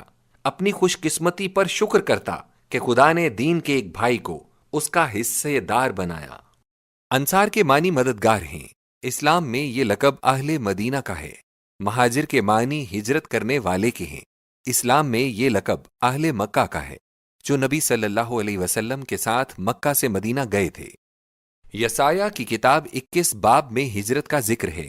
اول ہم اس کتاب کے درس نقل کرتے ہیں، پھر اس کے بعض الفاظ کی صراحت کریں گے۔ 13 عرب کی بابد الہامی کتاب، عرب کے صحرا میں تم رات کاٹو گے، اے دیدانیوں کے قافلو۔ 14 پانی لے کے پیاسے کا استقبال کرنے آؤ، اے تیما کی سرزمین کے باشندو، روٹی لے کے بھاگنے والے کے ملنے کو نکلو۔ 15 کیونکہ وہ تلواروں کے سامنے سے، ننگی تلوار سے اور کھچی ہوئی کمان سے اور جنگ کی شدت سے بھاگے ہیں۔ 16 کیونکہ خداوند نے مجھ کو فرمایا، ہنوز 1 برس، ہاں مزدور کیسے ایک ٹھیک برس میں کیدار کی ساری حشمت جاتی رہے گی۔ 17 اور تیر اندازوں کی جو باقی رہے، کیدار کے بہادر لوگ گھٹ جائیں گے کہ خداوند اسرائیل کے خداوند نے یوں فرمایا۔ مندرجہ بالا آیات میں 15 میں مہاجرین کا ذکر ہے جو ظالم قریش کے سامنے سے جان و ایمان بچا کر بھاگے تھے اور مدینہ گئے تھے۔ آیت 13 میں دیدانیوں اور 14 میں تیمہ والوں کو حکم ہے کہ ان کا استقبال کریں اور روٹی پانی سے ان کی تواضع کریں۔ واضح ہو کہ دیدان نام ہے حضرت ابراہیم علیہ السلام کے پوتے یکسان کے بیٹے سبا کے بھائی کا۔ سبا اور دیدان کی اولاد ملک یمن میں آباد ہوئی تھی۔ سیل ارم کے آنے سے یہ قبائل متفرق ہوئے۔ اوس و خزرج کے قبائل جو انصار کہلاتے ہیں انہی میں سے ہیں۔ مورخ ابن خلدون نے اسے صراحت سے بیان کیا ہے۔ اس آیت میں جیسا کہ یہ پیش گوئی ہے کہ مہاجرین کی ہجرت قریش کی تلواروں اور کمانوں کی وجہ سے ہوگی، ایسے ہی یہ پیش گوئی ہے کہ ان کے انصار نسل دیدان سے ہوں گے، جیسا کہ ہوا۔ تیمہ نام ہے حضرت اسماعیل علیہ السلام کے 8ویں فرزند کا، جن کی اولاد مدینہ کے عقب میں آباد ہوئی۔ اہل مدینہ و حوالی مدینہ کو نصرت و تائید کا حکم دینے کے بعد آیت 16 تا 17 میں ان ظالموں کا انجام بتایا ہے، یعنی قریش کا انجام۔ اس جگہ قریش کو کیدار والے بتایا ہے۔ کیدار حضرت اسماعیل کے دوسرے فرزند کا نام ہے۔ قریش انہی کی نسل میں سے ہیں۔ بتایا گیا ہے کہ اس واقعے ہجرت کے 1 سال بعد کیدار کے بہادر کمان انداز گھٹ جائیں گے اور ان کی شوکت کم ہو جائے گی۔ چنانچہ ہجرت کے 1 ہی سال کے بعد جنگ بدر کا وقوع ہوا، جس میں قریش کے نامی سردار مشہور بہادر مارے گئے اور ان کے روب، داب، حشمت، عزت کو بہت نقصان پہنچا تھا۔ جملہ آیات میں صاف صاف نام لے کر پیش گوئی کی گئی ہے۔ مکہ اور مدینے کے حالات کا موازنہ۔ مکہ میں صرف ایک قوم قریش کا زور اور حکومت تھی، اور سب کا مذہب بھی زیادہ تر بت پرستی تھا۔ مدینہ مختلف اقوام اور مذاہب کا مجموعہ تھا۔ وہاں بت پرست بھی تھے اور یہودی بھی، اور کم تعداد میں عیسائی بھی۔ یہودیوں کے کئی زبردست قبیلے بنو نذیر، بنو قینقاع، بنو قریظہ تھے، جو اپنے جداگانہ قلعوں میں رہا کرتے، تجارت اور سود خوری کی وجہ سے بہت مالدار تھے۔ یہود مدینہ نبی موعود کے منتظر تھے۔ جب سے خدا کے برگزیدہ نبی موسیٰ علیہ السلام نے اپنے وعظ میں یہود کو یہ بشارت سنائی تھی کہ خدا موسیٰ علیہ السلام کے بھائیوں میں سے موسیٰ علیہ السلام جیسا نبی پیدا کرے گا، اس وقت سے یہود امید کیے ہوئے تھے اور اسی امید پر مدینے میں ٹھہرے ہوئے تھے کہ بنی اسماعیل میں پیدا ہونے والا نبی یہود کے قومی ادبار کو دور کرنے والا، ان کی گزشتہ شان و شوکت، حکومت و سلطنت کو دوبارہ زندہ کرنے والا ہوگا۔ اور جب سے یہود کو شام سے نکال دیا گیا اور ذلت و غلامی کے گڑھے میں ڈال دیا گیا، اس وقت سے نبی موعود کے ظہور پر ان کی آنکھیں اور بھی زیادہ لگی ہوئی تھیں۔ کتاب استثناء باب 18 کا درس 15 یہ ہے: خداوند تیرا خدا تیرے لیے تیرے ہی درمیان سے تیرے ہی بھائیوں میں سے میری مانند ایک نبی برپا کرے گا۔ اسی باب کا درس 18-19 زیادہ صاف ہیں۔ وہ یہ ہیں: میں ان کے لیے ان کے بھائیوں میں سے تجھ سا ایک نبی برپا کروں گا اور اپنا کلام اس کے منہ میں ڈالوں گا، اور جو کچھ میں اسے فرماؤں گا وہ سب ان سے کہے گا۔ اور ایسا ہوگا کہ جو کوئی میری باتوں کو جنہیں وہ میرا نام لے کر کہے گا نہ سنے گا تو میں اس کا حساب اس سے لوں گا۔ ان آیات کے تمسک سے مسلمانوں کا استدلال یہ ہے: الف، کہ بنی اسرائیل کے بھائی بنی اسماعیل ہیں۔ دیکھو کتاب پیدائش باب 16 درس 12 و باب 25 درس 18۔ بے، بنی اسرائیل میں موسیٰ علیہ السلام کی مانند کوئی نبی نہیں ہوا۔ دیکھو کتاب استثناء باب 34 درس 10۔ اس لیے یہ پیش گوئی ہمارے نبی صلی اللہ علیہ وسلم کے لیے صاف ہے۔ حضرت صلی اللہ علیہ وسلم کا پتہ یہ دیا گیا ہے کہ اپنا کلام اس کے منہ میں ڈالوں گا۔ یہ پتہ حضرت صلی اللہ علیہ وسلم کا ہی خاص ہے، کیونکہ قرآن مجید کے سوا باقی کوئی کتاب، تورات، انجیل ایسی نہیں جس میں کلام الہی کے الفاظ محفوظ رہے ہوں یا جس کی وحی لفظاً و معاناً پہنچی ہو۔ اور موسیٰ علیہ السلام کے سوا دوسرے انبیاء کے صحیفوں میں، خصوصاً انجیل میں آسمانی وحی سے اترے ہوئے خدا کے الفاظ نہیں۔ اس اقرار کے بعد جملہ انبیاء میں صرف حضرت موسیٰ علیہ السلام ہی رہ جاتے ہیں، جن کو کلام کے بارے میں نبی صلی اللہ علیہ وسلم سے مماثلت ہے۔ ہمارے نبی صلی اللہ علیہ وسلم اور حضرت موسیٰ علیہ السلام میں باہمی مماثلت، مشابہت بہت امور میں ہے۔ مثلاً دونوں کا صاحب ہجرت، صاحب شریعت، صاحب جہاد ہونا، دونوں کو 41ویں سال کے شروع میں نبوت ملنا، اور یہ امور وہ ہیں جو حضرت موسیٰ علیہ السلام کے بعد مجموعی طور پر بنی اسرائیل کے کسی نبی میں نہیں پائے جاتے، مگر ہمارے نبی صلی اللہ علیہ وسلم میں پائے جاتے ہیں۔ لیکن اس جگہ صرف اسی مماثلت پر غور و تدبر کرنا چاہیے جسے کتاب استثناء نے خود بیان کیا ہے۔ قرآن مجید اس کی تصدیق یوں کرتا ہے، وما ينطق عن الهوى إن هو إلا وحي يوحى۔ محمد اپنی خواہش سے نہیں بول رہا، یہ تو وہ کلام ہے جو خدا نے اس کے پاس بھیجا اور اس کے ناطقہ پر جاری ہے۔ آپ جدید و قدیم عہد نامے کی تمام کتابوں کو دیکھ جائیں، قرآن مجید کے سوا اس پیش گوئی کا کسی نے بھی حوالہ نہیں دیا اور دلیل نہیں پکڑی۔ بے شک یہ صفت نبی صلی اللہ علیہ وسلم کے لیے بہت ہی خاص ہے۔ یہ یاد رکھنا چاہیے کہ درس 15 میں لفظ تیرے ہی درمیان سے الحاقی ہیں۔ اس کے لیے 3 روشن دلائل ہیں۔ نمبر 1، یعنی تورات میں یہ لفظ موجود نہیں۔ نمبر 2، اسی باب کے درس 18-19 میں کل پیشین گوئی کو دہرایا گیا ہے، اس میں یہ لفظ موجود نہیں۔ نمبر 3، لوکی نے اس آیت کو باب 3 درس 22-23 میں درج کیا ہے اور اس میں تیرے ہی درمیان سے کے لفظ نہیں لکھے۔ اب اسماعیلی نبی کا مدینہ میں تشریف لانا سن کر یہودی بالخصوص بہت خوش ہو رہے تھے، لیکن جب انہوں نے دیکھا کہ یہ تو مسیح کو راست باز ٹھہراتا، اس کی تعلیم کو سچا بتاتا اور مسیح علیہ السلام پر ایمان لانے کو اسلام کا ضروری و لا ینفک جزو قرار دیتا اور اس کی بزرگی کر کے یہودیوں کو انصاف سے ملزم ٹھہراتا ہے، تو اس وقت سب یہودی ہمارے نبی صلی اللہ علیہ وسلم کے دشمن ہو گئے۔ وہ دنیا کو گناہ سے اور راستی سے اور عدالت سے تقصیر وار ٹھہرائے گا، وہ میری بزرگی کرے گا، تمہاری ساری سچائی کی راہ بتا دے گا۔ کتاب یوحنا۔ عیسائیان مدینہ نبی موعود کے منتظر تھے۔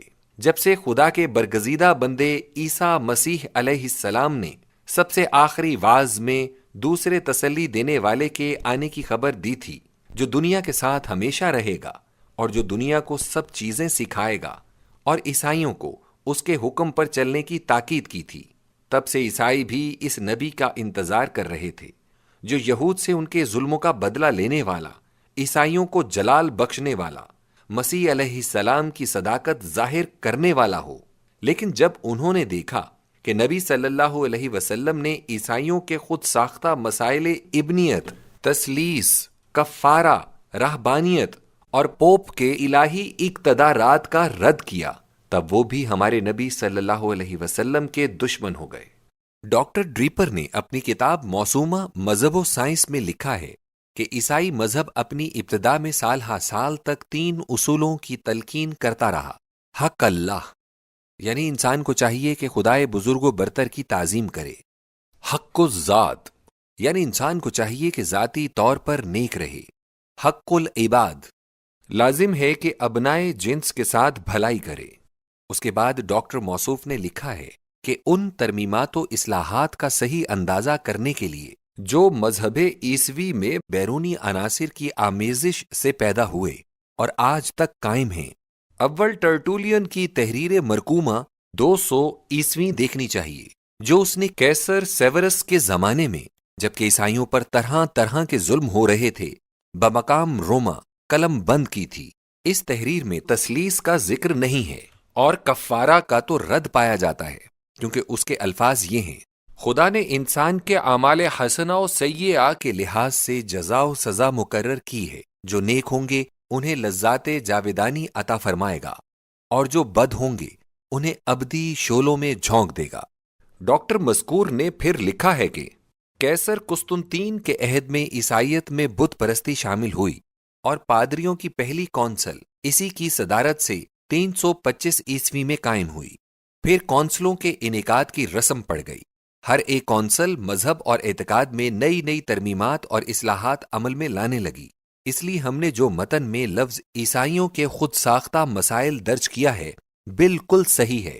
یہ بات یاد رکھنا چاہیے کہ نبی صلی اللہ علیہ وسلم نے عیسائیوں کے جن مسائل میں اصلاح فرمائی تھی، آہستہ آہستہ اور جزن جزن مختلف طور پر عیسائیوں کے مختلف فرقوں نے بھی ان اصلاحات کو قبول کر لیا ہے اور اپنے مذہب کا جزو بنایا ہے، اگرچہ وہ اب تک اپنے اس سچے محسن محمد رسول اللہ صلی اللہ علیہ وسلم کے شکر گزار نہیں ہیں۔ مثلا یونیٹیرین کو دیکھیے کہ وہ مسیح علیہ السلام کو ابن اللہ تسلیم نہیں کرتے۔ پروٹیسٹنٹ فرقہ اسلام کے بعد پیدا ہوا جو رہبانیت اور پوپ کے الہی اقتدار کا سخت منکر ہے وغیرہ۔ مدینہ کی حالت کا اندازہ کرنے کے لیے قارئین کو عبداللہ بن ابی بن سلول کے حال پر بھی ایک مختصر نظر ڈال لینا ضروری ہے۔ یہودیوں کے علاوہ مدینہ کا ممتاز ذی اثر شخص یہ بھی تھا۔ اوس و خزرج کے قبیلوں پر اس کا پورا رعب تھا اور اس کی توقع تھی کہ ان طاقتور قبیلوں کی مدد سے مدینہ کی سب سے اعلیٰ طاقت وہی بن جائے گا۔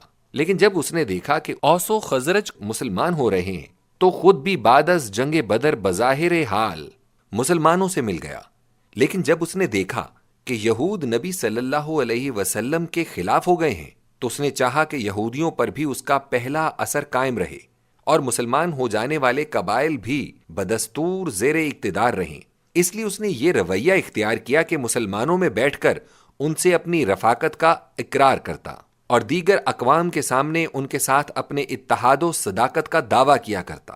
اور چونکہ فی الحقیقت اسلام کو اپنی آرزوؤں کا پامال کنندہ سمجھتا تھا، اس لیے جب موقع ملتا تو مسلمانوں کی ضرر رسانی میں بھی دریغ نہ کرتا۔ اس گروہ کا نام مسلمانوں نے منافق رکھا۔ مدینہ کی یہ حالت تھی اور اس سے ظاہر ہے کہ اسلام کی دعوت اور منادی کے لیے اس جگہ بھی بہت سی دشواریوں کا سامنا تھا۔ ایک منصف اور غور کرنے والی طبیعت فیصلہ کر سکتی ہے کہ ان سب مواقع پر غالب آنا اسلام کی صداقت کی عمدہ دلیل ہے۔ اشاعت اسلام میں جو کامیابی نبی صلی اللہ علیہ وسلم کو مدینہ منورہ میں بمقابلہ مکہ معظمہ ہوئی، اس کا ذکر قرآن میں پہلے سے بطور پیشین گوئی فرما دیا تھا۔ وَلَلْآخِرَةُ خَيْرٌ لَكَ مِنَ الْأُولَى، پچھلا تیرے لیے پہلے سے بہتر ہوگا۔ فصل دوم، مدینے کی اسلامی ریاست، استحکام امن کے لیے بین الاقوامی معاہدہ، قریش کی شرارتیں، سازشیں اور حملے، یہود کی عہد شکنی، مسلمانوں کی کامیابی، منادان اسلام کو واضح و انذار میں آزادی ملنا، اسلام کی وسعت، امن بسیط کا قیام، میثاق مدینہ۔ یہ ذکر ہو چکا ہے کہ مدینہ میں مختلف نسلوں کے لوگ آباد تھے، ان کے مذاہب بھی الگ الگ تھے۔ یہودیوں کے متعدد قبیلے خصوصاً بہت طاقتور تھے اور اپنے جداگانہ قلعوں میں رہا کرتے تھے۔ نبی علیہ السلام نے مدینہ پہنچ کر ہجرت کے پہلے ہی سال یہ مناسب خیال فرمایا کہ جملہ اقوام سے ایک معاہدہ بین الاقوامی اصول پر کر لیا جائے تاکہ نسل اور مذہب کے اختلاف میں بھی قومیت کی وحدت قائم رہے اور سب کو تمدن و تہذیب میں ایک دوسرے سے مدد و اعانت ملتی رہے۔ اس معاہدے کے جستہ جستہ فقرات درج کیے جاتے ہیں۔ نمبر 1، یہ تحریر ہے محمد نبی صلی اللہ علیہ وسلم کی جانب سے مسلمانوں کے درمیان جو قریشی یا یثرب کے باشندے ہیں اور ان لوگوں کے ساتھ جو مسلمانوں کے ساتھ ملے ہوئے اور کاروبار میں ان کے ساتھ شامل ہیں۔ نمبر 2، کہ یہ سب لوگ ایک ہی قوم سمجھے جائیں گے۔ نمبر 3، بنی اوف کے یہودی مسلمانوں کے ساتھ ایک قوم ہیں۔ نمبر 4، اور جو کوئی اس معاہدے کرنے والی قوموں کے ساتھ جنگ کرے گا تو اس کے خلاف سب کے سب مل کر کام کریں گے، مسلمان اس کی نصرت کریں گے۔ نمبر 5، معاہد اقوام کے باہمی تعلقات باہمی خیر خواہی، خیر اندیشی اور فائدہ رسانی کے ہوں گے، ضرر اور گناہ کے نہ ہوں گے۔ نمبر 6، جنگ کے دنوں میں یہودی مسلمانوں کے ساتھ مصارف میں شامل رہیں گے۔ نمبر 7، یہودیوں کی دوست دار قوموں کے حقوق یہودیوں کے برابر سمجھے جائیں گے۔ نمبر 8، کوئی شخص اپنے معاہد کے ساتھ مخالفانہ کارروائی نہ کرے گا۔ نمبر 9، مظلوم کی مدد و نصرت کی جائے گی۔ نمبر 10، مدینہ کے اندر کشت و خون کرنا اس معاہدہ کرنے والی سب قوموں پر حرام ہوگا۔ نمبر 11، زنہاری بھی معاہد قوموں جیسے سمجھے جائیں گے۔ نمبر 12، اس معاہدے کی قوموں کے اندر اگر کوئی ایسی نئی بات یا جھگڑا پیدا ہو جائے جس میں فساد کا خوف ہو تو اس کا فیصلہ خدا اور اس کے رسول محمد صلی اللہ علیہ وسلم کے متعلق سمجھا جائے گا۔ گرد و نواح کے قبائل پر معاہدے کی توسیع۔ اس معاہدے پر مدینہ کی تمام آباد قوموں کے دستخط ہو گئے۔ اس کے بعد نبی صلی اللہ علیہ وسلم نے یہ چاہا کہ گرد و نواح کے قبیلوں کو بھی اسی معاہدے میں شامل کر لیا جائے۔ اس سے دو فائدے ہوں گے۔ نمبر ایک، جو خانہ جنگی قبائل کے درمیان ہمیشہ جاری رہتی اور خلق خدا کے خون سے خدا کی زمین کو رنگین کرتی رہتی ہے، اس کا انسداد ہو جائے۔ نمبر دو، قریش مکہ ان لوگوں کو جن سے معاہدہ ہو جائے گا مسلمانوں کے خلاف برانگیختہ نہ کر سکیں گے۔ الف، اس مبارک اور امن بخش ارادے سے نبی صلی اللہ علیہ وسلم نے ہجرت کے پہلے ہی سال ودان تک جو مکہ اور مدینہ کے درمیان ہے سفر فرمایا اور قبیلہ بنی حمزہ بن بکر بن عبد مناف کو اس معاہدے میں شریک کر لیا۔ اس عہد نامے پر عمر بن مخشی الزمری نے دستخط کیے تھے۔ بے، اسی ارادے سے بماہ ربیع الاول 2 ہجری خدا کا نبی صلی اللہ علیہ وسلم رضوہ کی طرف گیا اور کوہ بوات کے لوگوں کو شریک معاہدہ کر لیا۔ جیم، اسی سن میں بماہ جمادی الاخری حضرت صلی اللہ علیہ وسلم ذوالعشیرہ تشریف لے گئے۔ یہ مقام ینبو اور مدینہ کے درمیان ہے اور بنو مدلج سے معاہدہ کر کے مدینہ تشریف لائے۔ اس مبارک ارادے کی تکمیل کے لیے اگر کافی وقت مل جاتا تو دنیا پر آشکارا ہو جاتا کہ رحمت للعالمین دنیا میں تلوار چلانے کو نہیں بلکہ صلح پھیلانے اور امن قائم کرنے کے لیے آئے ہیں۔ مسیح کا قول ہے، مت سمجھو کہ میں زمین پر صلح کرانے آیا ہوں، صلح کرانے نہیں بلکہ تلوار چلانے آیا ہوں۔ متی باب 10 درس 34۔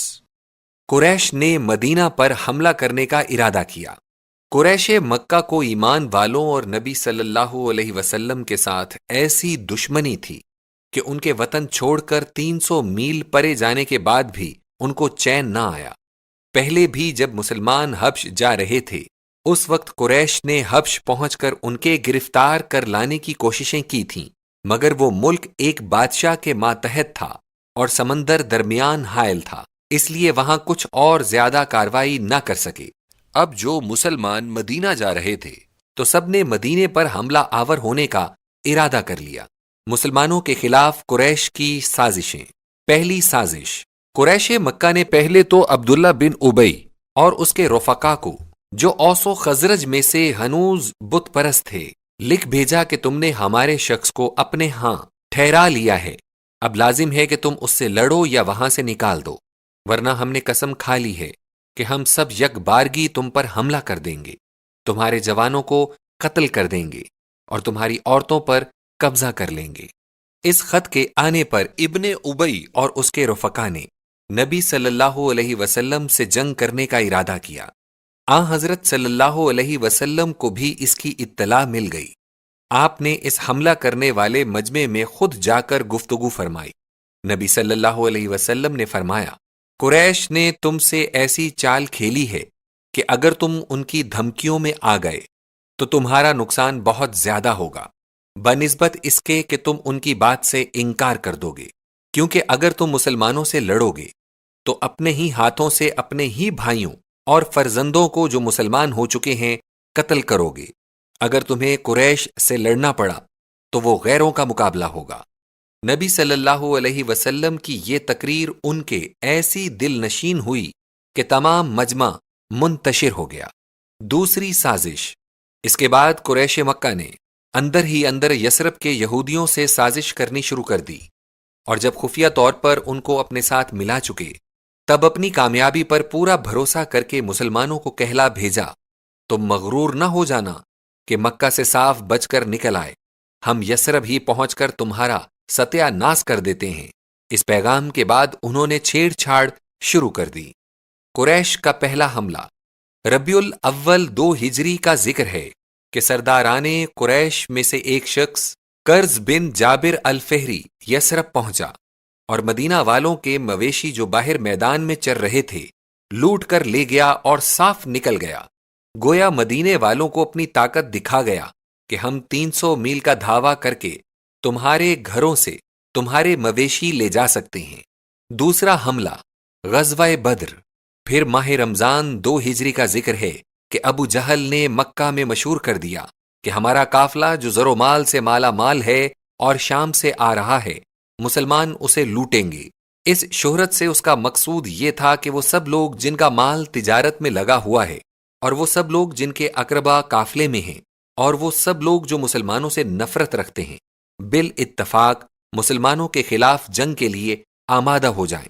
چنانچہ ایسا ہی ہوا۔ لشکر قریش کی پیش قدمی 1000 جانباز بہادروں کی خونخوار فوج لے کر، جن کی سواری میں 700 اونٹ اور 300 گھوڑے تھے، ابو جہل مکہ سے نکلا۔ جس قافلے کی حفاظت کا بہانہ کر کے یہ فوجی اجتماع ہوا تھا، وہ مکہ میں بخیریت پہنچ بھی گیا، مگر ابو جہل اس فوج کو لیے ہوئے برابر مدینے کی طرف بڑھتا گیا۔ اب مسلمانوں کو کچھ بھی شک نہ رہا کہ قریش کی چڑھائی غریب مسلمانوں پر ہے۔ نبی صلی اللہ علیہ وسلم کی مشاورت۔ نبی صلی اللہ علیہ وسلم نے اس معاملے پر صحابہ رضی اللہ عنہم سے مشورہ فرمایا۔ مہاجرین نے قابل اطمینان جواب دیا۔ بار ثانی مشورہ فرمایا۔ مہاجرین نے قابل اطمینان جواب دیا۔ بار ثالث مشورہ فرمایا۔ اب انصار سمجھے کہ آن حضور صلی اللہ علیہ وسلم ہمارے جواب کے منتظر ہیں۔ سعد بن معاذ رضی اللہ عنہ نے عرض کیا، شاید حضور صلی اللہ علیہ وسلم نے سمجھا ہے کہ انصار اپنے شہر سے باہر نکل کر حضور صلی اللہ علیہ وسلم کی اعانت کرنا اپنا فرض نہیں سمجھتے۔ انصار کی طرف سے میں یہ عرض کرتا ہوں کہ ہم تو ہر حالت میں حضور صلی اللہ علیہ وسلم کے ساتھ ہیں۔ کسی سے معاہدہ فرمائیے، کسی سے معاہدے کو نامنظور کیجیے، ہمارے زر و مال سے جس قدر منشا مبارک ہو لیجیے، ہم کو جو مرضی مبارک ہو عطا کیجیے۔ مال کا جو حصہ ہم سے حضور صلی اللہ علیہ وسلم لے لیں گے، ہمیں وہ زیادہ پسند ہوگا اس مال سے جو حضور صلی اللہ علیہ وسلم ہمارے پاس چھوڑ دیں گے۔ ہم کو جو حکم حضور صلی اللہ علیہ وسلم دیں گے، ہم اس کی تعمیل کریں گے۔ اگر حضور صلی اللہ علیہ وسلم عمران کے چشمے تک چلیں گے تو ہم ساتھ دیں گے۔ اگر حضور صلی اللہ علیہ وسلم ہم کو سمندر میں گھس جانے کا حکم دیں گے تو حضور صلی اللہ علیہ وسلم کے ساتھ وہاں بھی چلیں گے۔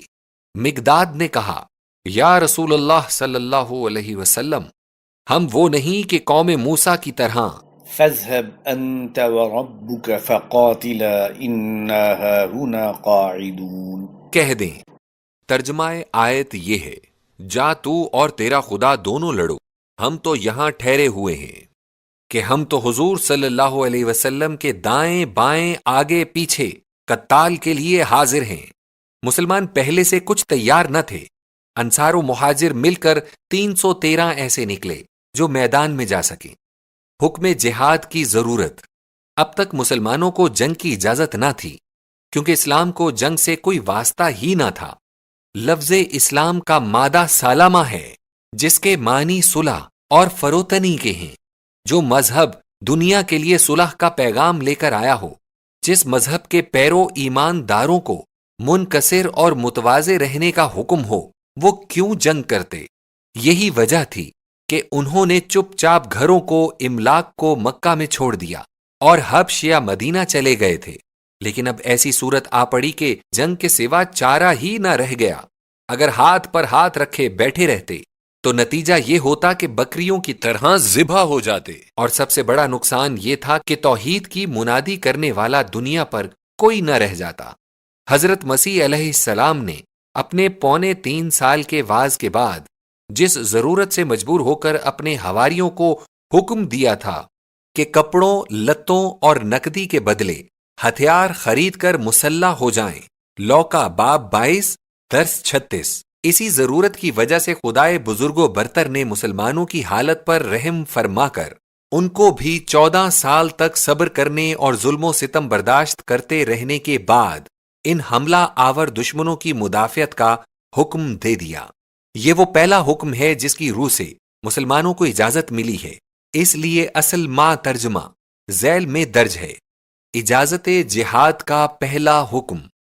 أذن للذين يقاتلون بأنهم ظلموا وإن الله على نصرهم لقدير الذين أخرجوا من ديارهم بغير حق إلا أن يقولوا ربنا الله ولولا دفع الله الناس بعضهم ببعض لهدمت صوامع وبيع لهدمت صوامع وبيع وصلوات ومساجد يذكر فيها اسم الله كثيرا۔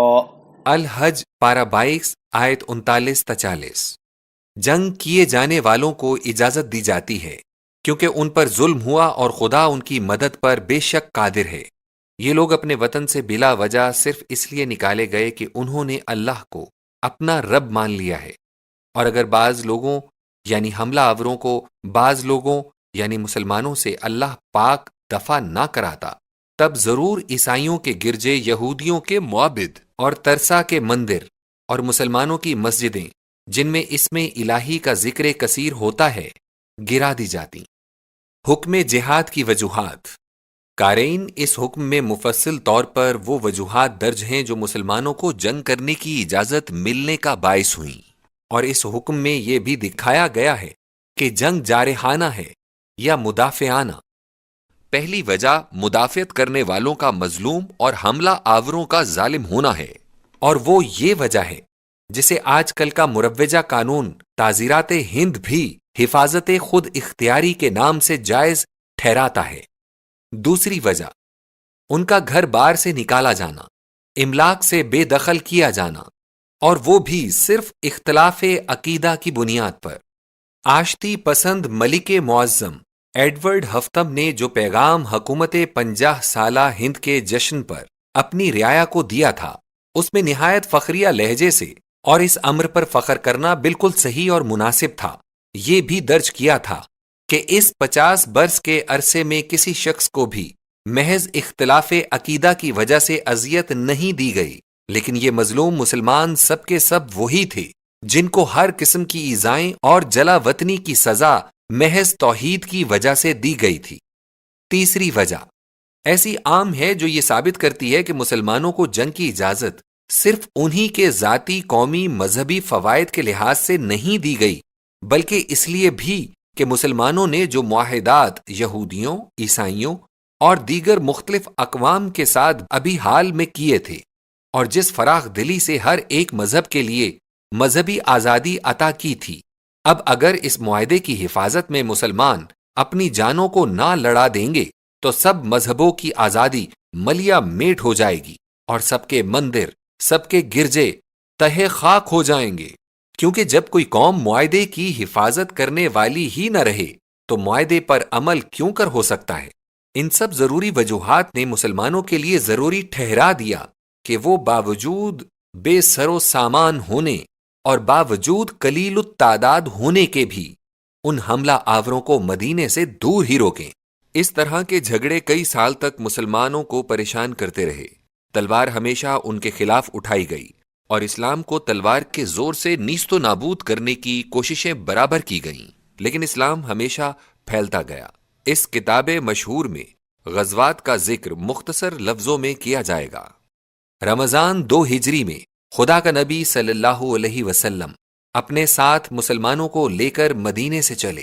اس لشکر کے ساز و سامان کا اندازہ اس سے معلوم ہو سکتا ہے کہ تمام لشکر میں 2 گھوڑے اور 60 اونٹ تھے، اور یہ عجیب اتفاق دیکھو کہ اہل بدر کی تعداد بھی لشکر طالوت کے برابر تھی، جبکہ وہ جالوت کے مقابلے کو نکلا تھا۔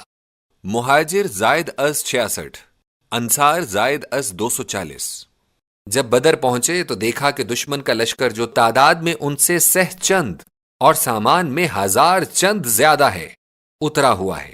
جنگ سے 1 روز پہلے نبی صلی اللہ علیہ وسلم نے میدان جنگ کا ملاحظہ کیا اور بتایا کہ کل انشاءاللہ فلاں دشمن اس جگہ اور فلاں فلاں اس جگہ قتل ہوں گے۔ 17 رمضان کو بروز جمعہ جنگ ہوئی۔ جنگ سے پہلے نبی صلی اللہ علیہ وسلم نے نہایت تضرع سے خدا کے حضور میں دعا کی اور یہ بھی عرض کیا کہ اگر یہ مسلمان مارے گئے تو دنیا پر توحید کی منادی کرنے والا کوئی بھی نہ رہ جائے گا۔ مسلمانوں نے بھی دعائیں کیں۔ نصرت الہی سے مکہ والوں کو شکست ہوئی۔ ان کے 70 مشہور آدمی اسیر اور 70 بہادر مارے گئے۔ ابو جہل بھی اسی جگہ مارا گیا۔ یہی سب کو چڑھا کر لایا تھا وہ 14 سردار جو دارالندوہ میں آن حضرت صلی اللہ علیہ وسلم کے قتل کے مشورے میں شریک ہوئے تھے۔ ان میں سے 11 مارے گئے، 3 جو بچ رہے تھے انہوں نے بالآخر اسلام قبول کر لیا تھا۔ بخاری میں مختلف مقامات پر ان سرداران قریش کے غزوہ بدر میں قتل کا ذکر تو ملتا ہے، مگر کسی ایک جگہ اکٹھا یہ ذکر نہیں ملتا کہ دارالندوہ کے شرکا میں کچھ قتل ہوئے اور جو باقی رہے وہ مسلمان ہوئے۔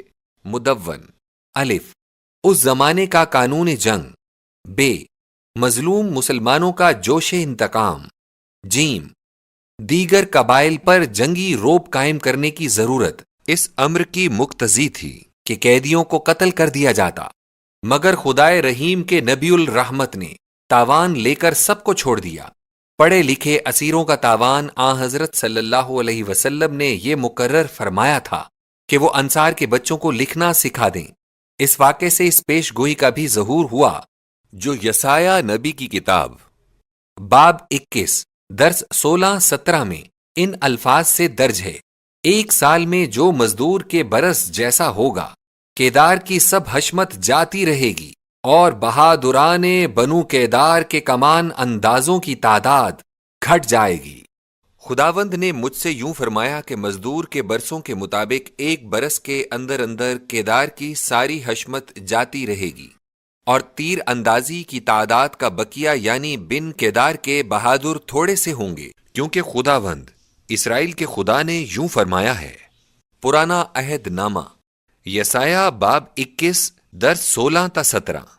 اور اس پیش گوئی کا بھی ظہور ہوا جو قرآن مجید میں مسلمانوں کو اس جنگ کی اجازت کا حکم دیتے ہوئے فرمائی گئی تھی، جو یہ ہے: ان اللہ علی نصرہم لقدیر۔ خدا کو ان مظلوموں کی نصرت پر قدرت ہے۔ یہی وجہ ہے کہ قرآن پاک میں اس جنگ کا نام یوم الفرقان ہے، کیونکہ اہل کتاب اور اہل اسلام کو ان پیش گوئیوں کی وجہ سے اسلام کی صداقت پر ایک عمدہ دلیل مل گئی تھی۔ اللہ پاک نے قرآن مجید میں اس واقعے کا ذکر ان الفاظ میں فرمایا ہے: وَلَقَدْ نَصَرَكُمُ اللَّهُ بِبَدْرٍ وَأَنْتُمْ أَذِلَّةٌ فَاتَّقُوا اللَّهَ لَعَلَّكُمْ تَشْكُرُونَ۔ خدا نے بدر میں تمہاری مدد کی جبکہ تم کمزور تھے، اب اللہ کے تقوی کو اختیار کرو تاکہ اس کے شکر گزار بنو۔ آل عمران سورہ 3 آیت 123۔ قریش کی تیسری سازش اور عمیر بن وہب کا اسلام لانا۔ جنگ بدر سے چند روز بعد کا ذکر ہے کہ صفوان بن امیہ جس کا باپ بدر میں قتل ہوا تھا اور عمیر بن وہب جس کا بیٹا ہنوز مسلمانوں کے ہاتھ میں اسیر تھا، مکہ سے باہر سنسان جگہ میں جمع ہوئے اور نبی صلی اللہ علیہ وسلم کے خلاف باتیں کرنے لگے۔ عمیر بولا: اگر مجھ پر قرض نہ ہوتا جسے میں ادا نہیں کر سکتا، اور اگر مجھ پر اپنے کنبے کے بے کس رہ جانے کا خیال نہ ہوتا تو میں خود مدینے جاتا اور محمد صلی اللہ علیہ وسلم کو قتل ہی کر کے آتا۔ صفوان بولا: تیرا قرض میں چکا دوں گا اور تیرے کنبے کا خرچ جب تک میں زندہ رہوں میرے ذمے ہوگا۔ عمیر بولا: بہتر ہے یہ راز کسی پر نہ کھلے۔ پھر عمیر نے اپنی تلوار کی دھار کو تیز کرایا اور زہر میں اسے بجھوایا اور مکہ سے روانہ ہو گیا۔ عمیر مدینہ پہنچ کر مسجد نبوی صلی اللہ علیہ وسلم کے سامنے اپنا اونٹ بٹھا رہا تھا کہ اونٹ بول پڑا۔ عمر فاروق رضی اللہ عنہ نے اسے دیکھا اور پہچانا اور دل میں سمجھ گئے کہ یہ شیطان ضرور مفسد ارادے سے آیا ہے، اس لیے آگے بڑھ کر نبی صلی اللہ علیہ وسلم سے عرض کی کہ عمیر بن وہب مسلح چلا آ رہا ہے۔ نبی صلی اللہ علیہ وسلم نے فرمایا: اسے میرے پاس آنے دو۔ عمر فاروق رضی اللہ عنہ نے اس کی تلوار کے قبضے پر قبضہ کر لیا، اس کی گردن پکڑ کر نبی صلی اللہ علیہ وسلم کے سامنے لے گئے۔ نبی صلی اللہ علیہ وسلم نے یہ دیکھا تو فرمایا: عمر رضی اللہ عنہ، اسے چھوڑ دو، عمیر تم میرے پاس آ جاؤ۔ عمیر نے آگے بڑھ کر سلام کیا۔ نبی صلی اللہ علیہ وسلم نے پوچھا: کہو کس طرح آئے؟ کہا: اپنے بیٹے کی خبر لینے آیا ہوں۔ نبی صلی اللہ علیہ وسلم نے پوچھا: یہ تلوار کیسی ہے؟ عمیر بولا: یہ کیا تلوار ہے، اور ہماری تلواروں نے آپ کا پہلے بھی کیا کر لیا ہے؟ نبی صلی اللہ علیہ وسلم نے فرمایا: تم سچ سچ بتاؤ۔ عمیر نے پھر اسی جواب کو دہرایا۔ نبی صلی اللہ علیہ وسلم نے فرمایا: دیکھو، تو اور صفوان مکہ سے باہر سنسان پہاڑ میں گئے تھے۔ صفوان نے تیرا قرض اور تیرے کنبے کا خرچ اپنے اوپر لے لیا ہے، اور تو نے میرے قتل کا وعدہ کیا ہے، اور اسی ارادے سے تو یہاں آیا ہے۔ عمیر تو یہ نہ سمجھا کہ میرا محافظ خدا ہے۔ عمیر یہ سن کر حیران ہو گیا، بولا اب میرا دل مان گیا کہ آپ ضرور اللہ کے نبی اور رسول صلی اللہ علیہ وسلم ہیں۔ یہ بالکل آسان تھا کہ سماوی خبروں اور وحی کی بابت ہم آپ کو جھٹلاتے رہے، لیکن اب میں اس راز کی بابت کیا کہہ سکتا ہوں جس کی خبر میرے اور صفوان کے سوا تیسرے کو نہیں؟ خدا کا شکر ہے جس نے میرے اسلام کا یہ بہانہ بنا دیا۔ نبی صلی اللہ علیہ وسلم نے صحابہ رضی اللہ عنہم سے فرمایا، اپنے بھائی کو دین سکھاؤ، قرآن یاد کراؤ اور اس کے فرزند کو آزاد کر دو۔ عمیر رضی اللہ عنہ نے عرض کیا، اے رسول خدا صلی اللہ علیہ وسلم، مجھے اجازت دیجیے کہ میں مکہ ہی واپس جاؤں اور لوگوں کو اسلام کی دعوت دوں۔ میرے دل میں آتا ہے کہ اب میں بت پرستوں کو اسی طرح ستایا کروں جس طرح پہلے مسلمانوں کو ستاتا رہا ہوں۔ عمیر رضی اللہ عنہ کے مدینہ جانے کے بعد صفوان کا یہ حال تھا کہ سرداران قریش سے کہا کرتا تھا، دیکھو چند روز میں کیا گل کھلنے والا ہے کہ تم بدر کا صدمہ بھول جاؤ گے۔ جب صفوان کو یہ خبر لگی کہ عمیر رضی اللہ عنہ مسلمان ہو گئے تو اسے سخت صدمہ ہوا اور اس نے قسم کھائی کہ جب تک زندہ رہوں گا عمیر رضی اللہ عنہ سے بات نہ کروں گا، نہ اسے کوئی فائدہ پہنچنے دوں گا۔ عمیر رضی اللہ عنہ مکے میں آئے، وہ اسلام کی منادی کیا کرتے تھے اور اکثر لوگ ان کے ہاتھ پر مسلمان ہو گئے تھے۔ سن 8 ہجری کے بعد یہ صفوان خود بھی، جو نبی صلی اللہ علیہ وسلم کا سخت دشمن تھا اور مکہ کا مشہور سردار تھا، مسلمان ہو گیا۔ تیسرا حملہ، غزوۃ السویق یا کرکرات القدر۔ بدر میں شکست پانے کے بعد ابو سفیان نے نہانے دھونے سے قسم کھا لی تھی جب تک مسلمانوں سے بدلہ نہ لیا جائے، چنانچہ وہ 200 سواروں کو لے کر مکہ سے نکلا۔ جب مدینے کے قریب پہنچا تو رسالہ کو باہر چھوڑ کر خود تاریکی شب میں مدینے کے اندر آیا۔ سلام بن مشکم یہودی سے ملا، رات بھر بادہ خواری ہوتی رہی۔ غالباً دونوں کے مشورے سے یہ طے ہوا کہ مقابلے کا وقت نہیں، اس لیے ابو سفیان آخر شب وہاں سے نکلا۔ مسلمانوں کے پھلدار درختوں، کھجوروں کو آگ لگا کر، نیز ایک مسلمان اور اس کے حلیف کو قتل کر کے واپس چلا گیا۔ خبر ملنے کے بعد کرکرات القدر تک تعقب ہوا، اس لیے اس کا نام غزوہ کرکرات القدر کہا جاتا ہے۔ ابو سفیان کا رسالہ ستو کی تھیلیاں گراتا گیا جسے مسلمانوں نے اٹھا لیا تھا، اس لیے اس کا نام غزوۃ السویق بھی ہوا۔ چوتھا حملہ غزوہ احد، 7 شوال یوم السبت 3 ہجری۔ قریش مکہ اگلے سال پھر مدینہ پر حملہ آور ہوئے۔ اس دفعہ انہوں نے ملک سے عام چندہ جمع کیا تھا۔ ابو عزہ شاعر نے تہامہ میں گشت لگا کر بنو کنانہ کو قریش کی مدد پر آمادہ کر دیا تھا۔ تجارت شام کا 50,000 مسکال سونا، 1,000 اونٹ جو ابھی تقسیم نہ ہوئے تھے چندے میں شامل کر دیے تھے۔ الغرض 5,000 بہادروں کا لشکر جس میں 3,000 شتر سوار، 200 اسب سوار اور 700 ذرہ پوش پیادہ تھے، مدینے تک بڑھا چلا گیا۔ نبی صلی اللہ علیہ وسلم کی رائے تھی کہ مدینے کے اندر رہ کر مدافعت کی جائے، مگر کثرت رائے پر فیصلہ ہوا اور مسلمانوں نے احد کے سرخ پہاڑ تک جو مدینے سے 3 کوس پر ہوگا باہر نکل کر مقابلہ کیا۔ اسلامی لشکر میں 1,000 مرد تھے۔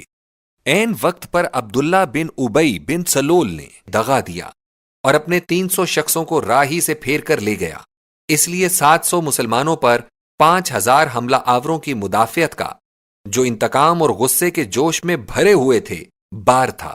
مسلمانوں نے ابتدا میں دشمن کو شکست دے دی تھی اور ان کے 12 مشہور علم بردار، جن میں سے 8 علی مرتضی رضی اللہ عنہ کے ہاتھ سے مقتول ہوئے، مارے جا چکے تھے، لیکن مسلمان تیر اندازوں نے اس درے کو چھوڑ دیا جہاں انہیں نبی صلی اللہ علیہ وسلم نے قائم فرما دیا تھا۔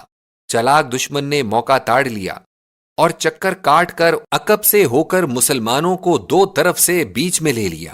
مسلمانوں کا اس وقت سخت نقصان ہوا اور لشکر کا بڑا حصہ تتر بتر ہو گیا۔ نبی صلی اللہ علیہ وسلم کے پاس صرف 12 صحابی، ابو بکر، عمر، علی، عبد الرحمن بن عوف، سعد بن ابی وقاص، طلحہ بن عبید اللہ، زبیر بن عوام، ابو عبیدہ بن جراح رضی اللہ عنہم وغیرہ تھے۔ دشمنوں نے خدا کے نبی صلی اللہ علیہ وسلم پر پتھر پھینکے۔ ابن کمیہ کے پتھر نے نبی صلی اللہ علیہ وسلم کی پیشانی ابن حشام کے پتھر سے نبی صلی اللہ علیہ وسلم کا بازو زخمی ہوا۔ اتبا کے پتھر سے نبی اللہ صلی اللہ علیہ وسلم کے 4 دانت ٹوٹ گئے۔ نبی صلی اللہ علیہ وسلم پھر ایک غار میں گر گئے تھے۔ خبر اڑ گئی کہ حضور صلی اللہ علیہ وسلم شہید ہو گئے۔ میدان جنگ میں فاطمہ رضی اللہ عنہا اور عائشہ رضی اللہ عنہا کی خدمات۔ مدینے سے محترم خواتین دوڑی دوڑی آئیں۔ یہاں آ کر فاطمہ بطول رضی اللہ عنہا نے باپ کے زخموں کو دھویا۔ پیشانی کا خون تھمتا نہ تھا، اس میں چٹائی جلا کر بھری۔ علی مرتضیٰ رضی اللہ عنہ اس وقت ڈھال میں پانی بھر بھر کر لاتے تھے۔ عائشہ صدیقہ رضی اللہ عنہا اور ام سلیم رضی اللہ عنہا نے مشکیزے اٹھائے اور زخمیوں کو پانی لا لا کر پلاتی تھیں۔ میدان جنگ میں 70 صحابہ رضی اللہ عنہم شہید ہوئے تھے۔ عورت کے دل میں شوہر کا درجہ۔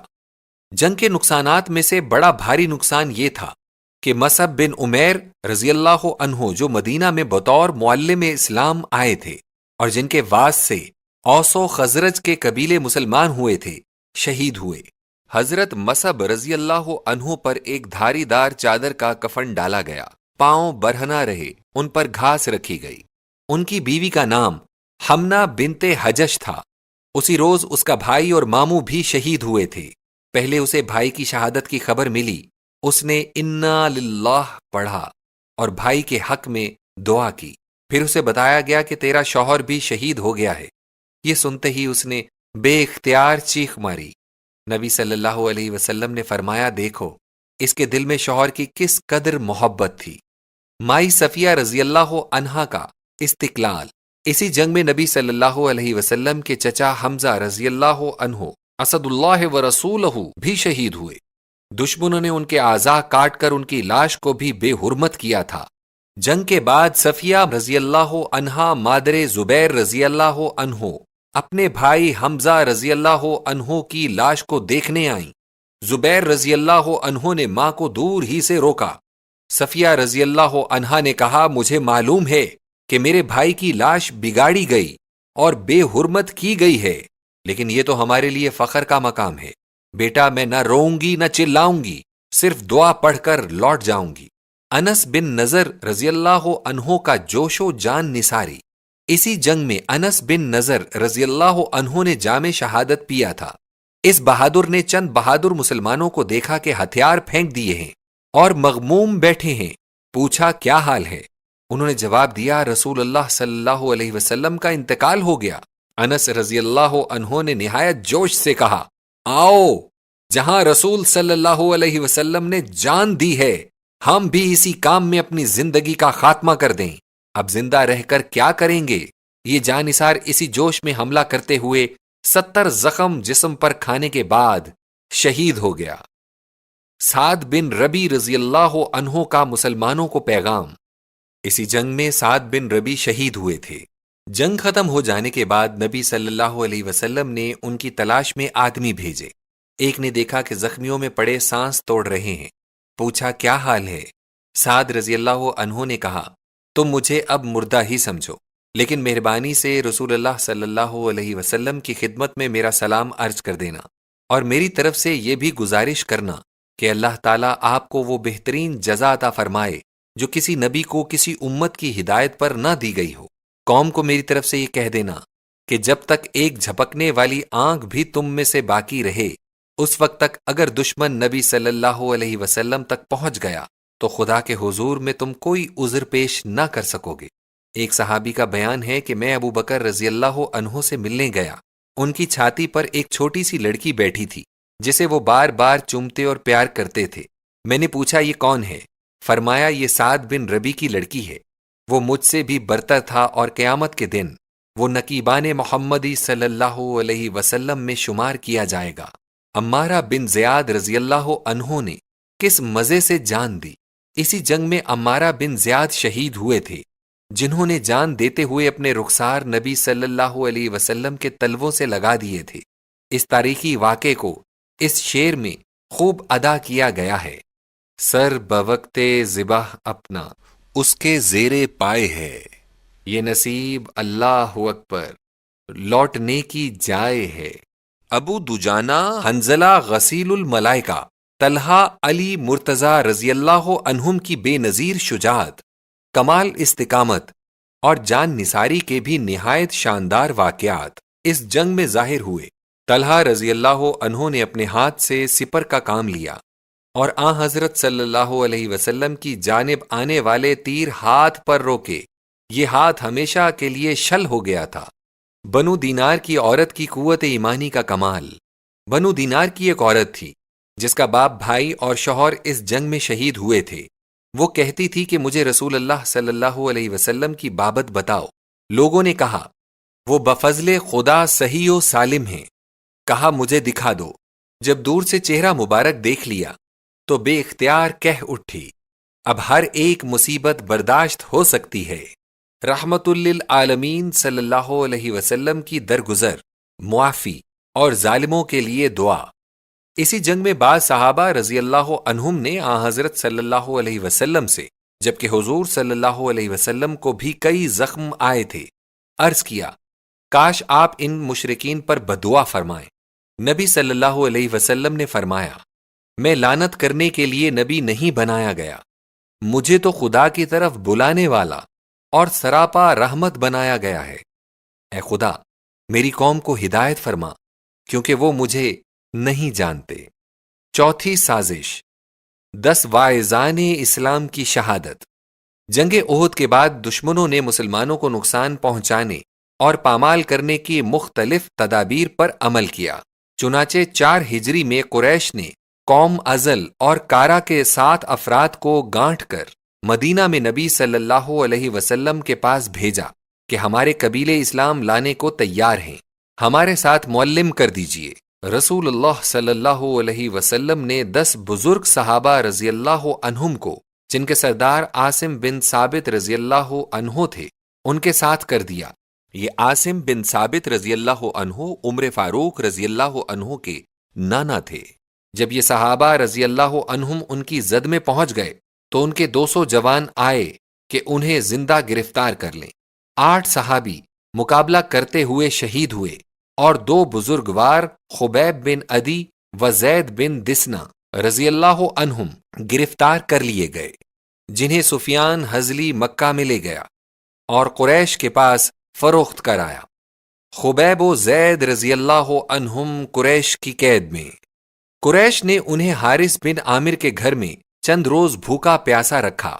ایک دن حارث کا بچہ تیز چھری سے کھیلتا ہوا خبیب رضی اللہ عنہ کے پاس پہنچ گیا۔ انہوں نے بچے کو زانوں پر بٹھایا اور چھری لے کر رکھ دی۔ جب بچے کی ماں نے یکایک دیکھا کہ اس کا بچہ چھری لے کر قیدی کے پاس چلا گیا ہے جسے چند روز سے انہوں نے بے آب و دانہ رکھا تھا، تو اس نے بے اختیار چیخ ماری۔ خبیب رضی اللہ عنہ نے کہا، یہ سمجھتی ہے کہ میں بچے کو قتل کر دوں گا، نہیں جانتی کہ مسلمانوں کا کام غدر کرنا نہیں۔ ظالم قریش والوں نے چند روز کے بعد خبیب رضی اللہ عنہ کو صلیب کے نیچے لے جا کر کھڑا کر دیا اور کہا، اگر اسلام چھوڑ دو تو تمہاری جان بخشی ہو سکتی ہے۔ دونوں بزرگواروں نے جواب دیا کہ جب اسلام باقی نہ رہا تو جان کو رکھ کر کیا کریں گے۔ اب قریش نے پوچھا کہ کوئی تمنا ہو تو بیان کرو۔ خبیب رضی اللہ عنہ نے کہا، 2 رکعت نماز پڑھ لینے کی ہمیں مہلت دی جائے۔ مہلت دی گئی، انہوں نے نماز ادا کی۔ حضرت خبیب رضی اللہ عنہ نے کہا، میں نماز میں زیادہ وقت صرف کرتا، لیکن سوچا کہ دشمن یہ نہ کہیں کہ موت سے ڈر گیا ہے۔ بے رحموں نے دونوں کو صلیب پر لٹکا دیا اور نیزہ والوں سے کہا کہ نیزے کی انیح سے ان کے جسموں کے ایک ایک حصے پر چرکے لگائیں۔ اللہ اکبر! ان کا دل اسلام پر کتنا قائم تھا، ان کو دین حق پر کتنی استقامت تھی، ان کو ہمیشہ کی نجات اور خدا کی خوشنودی کا کتنا یقین تھا کہ ان تمام تکلیفوں اور اذیتوں کو برداشت کرتے ہوئے ذرا اف تک نہ کی۔ جان اور محبت رسول صلی اللہ علیہ وسلم کا موازنہ۔ ایک سنگ دل کافر نے حضرت خبیب رضی اللہ عنہ کے جگر کو چھیدا اور پوچھا، کہو اب تو تم بھی پسند کرتے ہوگے کہ محمد صلی اللہ علیہ وسلم پھنس جائے اور میں چھوٹ جاؤں۔ خبیب رضی اللہ عنہ نے پورے جوش ایمانی سے جواب دیا، خدا جانتا ہے کہ میں تو یہ بھی پسند نہیں کرتا کہ میری جان بچ جانے کے لیے نبی صلی اللہ علیہ وسلم کے پاؤں میں کانٹا بھی لگے۔ خدا کے اس برگزیدہ بندے فتی الفتیان، جواں مرد ترین جواں مردہ نے مقتل اور تماشائیوں کے ہجوم میں صلیب کے نیچے کھڑے ہو کر فی البدی جو اشعار کہے ہیں، ان سے اس کی پوری کیفیت اور اس بزرگوار کی صداقت و محبت اسلام کی پاکیزہ تصویر نظر آتی ہے۔ انبوہ در انبوہ لوگ میرے گردا گرد کھڑے ہو رہے ہیں اور انہوں نے بڑی بڑی جماعتوں کو بلا لیا ہے، یہ سب کے سب عداوت نکال رہے ہیں اور میرے خلاف جوش دکھا رہے ہیں، اور میں اس ہلاکت گاہ میں بندھا ہوا ہوں۔ قبیلوں نے اپنی عورتوں اور بچوں کو بھی بلا رکھا ہے اور مجھے ایک مضبوط بند لکڑی کے پاس لے آئے ہیں۔ انہوں نے کہہ دیا ہے کہ کفر اختیار کرنے سے مجھے آزادی مل سکتی ہے، مگر اس سے تو موت میرے لیے بہت سہل ہے۔ میری آنکھوں سے آنسو لگاتار جاری ہیں، مگر مجھے کچھ نہ شکیبائی نہیں۔ میں دشمن کے سامنے نہ عاجزی کروں گا اور نہ روؤں گا اور چلاؤں گا۔ میں جانتا ہوں کہ میں خدا کی طرف جا رہا ہوں۔ موت سے مجھے اس لیے ڈر نہیں کہ میں مر جاؤں گا، لیکن میں تو لپٹ والی آگ کے خون چوسنے سے ڈرتا ہوں۔ اس عرش عظیم کے مالک نے مجھ سے کوئی خدمت لینی چاہی اور مجھ سے شکیبائی کے لیے فرمایا ہے، اور اب انہوں نے زد و کوب سے میرا تمام گوشت کوٹ دیا ہے اور میری امید جاتی رہی ہے۔ میں اپنی درماندگی اور بے وطنی و بے کسی کی فریاد اور ان ارادوں کی جو میرے جان توڑنے کے بعد یہ لوگ رکھتے ہیں خدا سے کرتا ہوں۔ باخدا جب میں اسلام پر جان دے رہا ہوں تو میں یہ پرواہ نہیں کرتا کہ راہ خدا میں کس پہلو پر گرتا اور کیوں کر جان دیتا ہوں۔ خدا کی ذات سے اگر وہ چاہے یہ بالکل امید ہے کہ وہ پارا ہائے گوشت کے ہر ایک ٹکڑے کو برکت عطا فرمائے۔ سب سے آخر میں یہ دعا تھی، اے خدا، ہم نے تیرے رسول کے احکام ان لوگوں کو پہنچا دیے، اب تو اپنے رسول صلی اللہ علیہ وسلم کو ہمارے حال کی اور ان کے کرتوتوں کی خبر فرما دے۔ سعید بن عامر رضی اللہ عنہ، جو حضرت عمر فاروق رضی اللہ عنہ کے عمال میں سے تھے، کا یہ حال تھا کہ کبھی کبھار یکبارگی بے ہوش ہو جایا کرتے۔ عمر فاروق رضی اللہ عنہ نے ان سے وجہ پوچھی۔ وہ بولے، مجھے نہ کوئی مرض ہے نہ کوئی شکایت ہے۔ جب خبیب رضی اللہ عنہ کو صلیب پر چڑھایا گیا تو میں اس مجمع میں موجود تھا۔ مجھے جس وقت خبیب رضی اللہ عنہ کی باتیں یاد آتی ہیں میں کانپ کر بے ہوش ہو جاتا ہوں۔ 5ویں سازش، 70 معلمین اسلام کی شہادت۔ ابو برا عامر نے بھی ایسا ہی فریب کیا۔ وہ نبی صلی اللہ علیہ وسلم کی خدمت میں آیا اور عرض کی کہ ملک نجد کی تعلیم و ہدایت کے لیے کچھ منادی کرنے والے میرے ساتھ بھیج دیجیے۔ اس کا بھتیجا نجد کا رئیس تھا۔ عامر نے یقین دلایا تھا کہ منادی کرنے والوں کی حفاظت کی جائے گی۔ نبی صلی اللہ علیہ وسلم نے منظر بن عمر انصاری رضی اللہ عنہ کو ما 70 صحابہ رضوان اللہ اجمعین کے جو قراء فضلاء منتخب بزرگوار تھے ان کے ساتھ کر دیا۔ جب وہ بئر معونہ پر جا پہنچے جو بنی عامر کا علاقہ تھا تو وہاں سے حرام بن ملحان کو نامہ نبوی دے کر طفیل حاکم کے پاس بھیجا گیا۔ اس نے اس سفیر کو قتل کرا دیا۔ جبار بن سلمہ ایک شخص تھا جس نے حاکم کے اشارے سے ان کی پشت میں نیزہ مارا تھا جو چھاتی سے صاف نکل گیا۔ انہوں نے گرتے ہوئے کہا، قسم ہے کعبہ کے خدا کی، میں اپنی مراد کو پہنچ گیا۔ قاتل پر اس فکرے نے ایسا اثر کیا کہ وہ نبی صلی اللہ علیہ وسلم کی خدمت میں آ کر مسلمان ہو گیا۔ حاکم نے باقی سب کو بھی قتل کرا دیا۔ کعب بن زید رضی اللہ عنہ نے جو کشتگانے خنجر تسلیم کی اوٹ میں چھپ کر بچ رہے تھے اس واقعے کی خبر آن حضرت صلی اللہ علیہ وسلم کو پہنچائی۔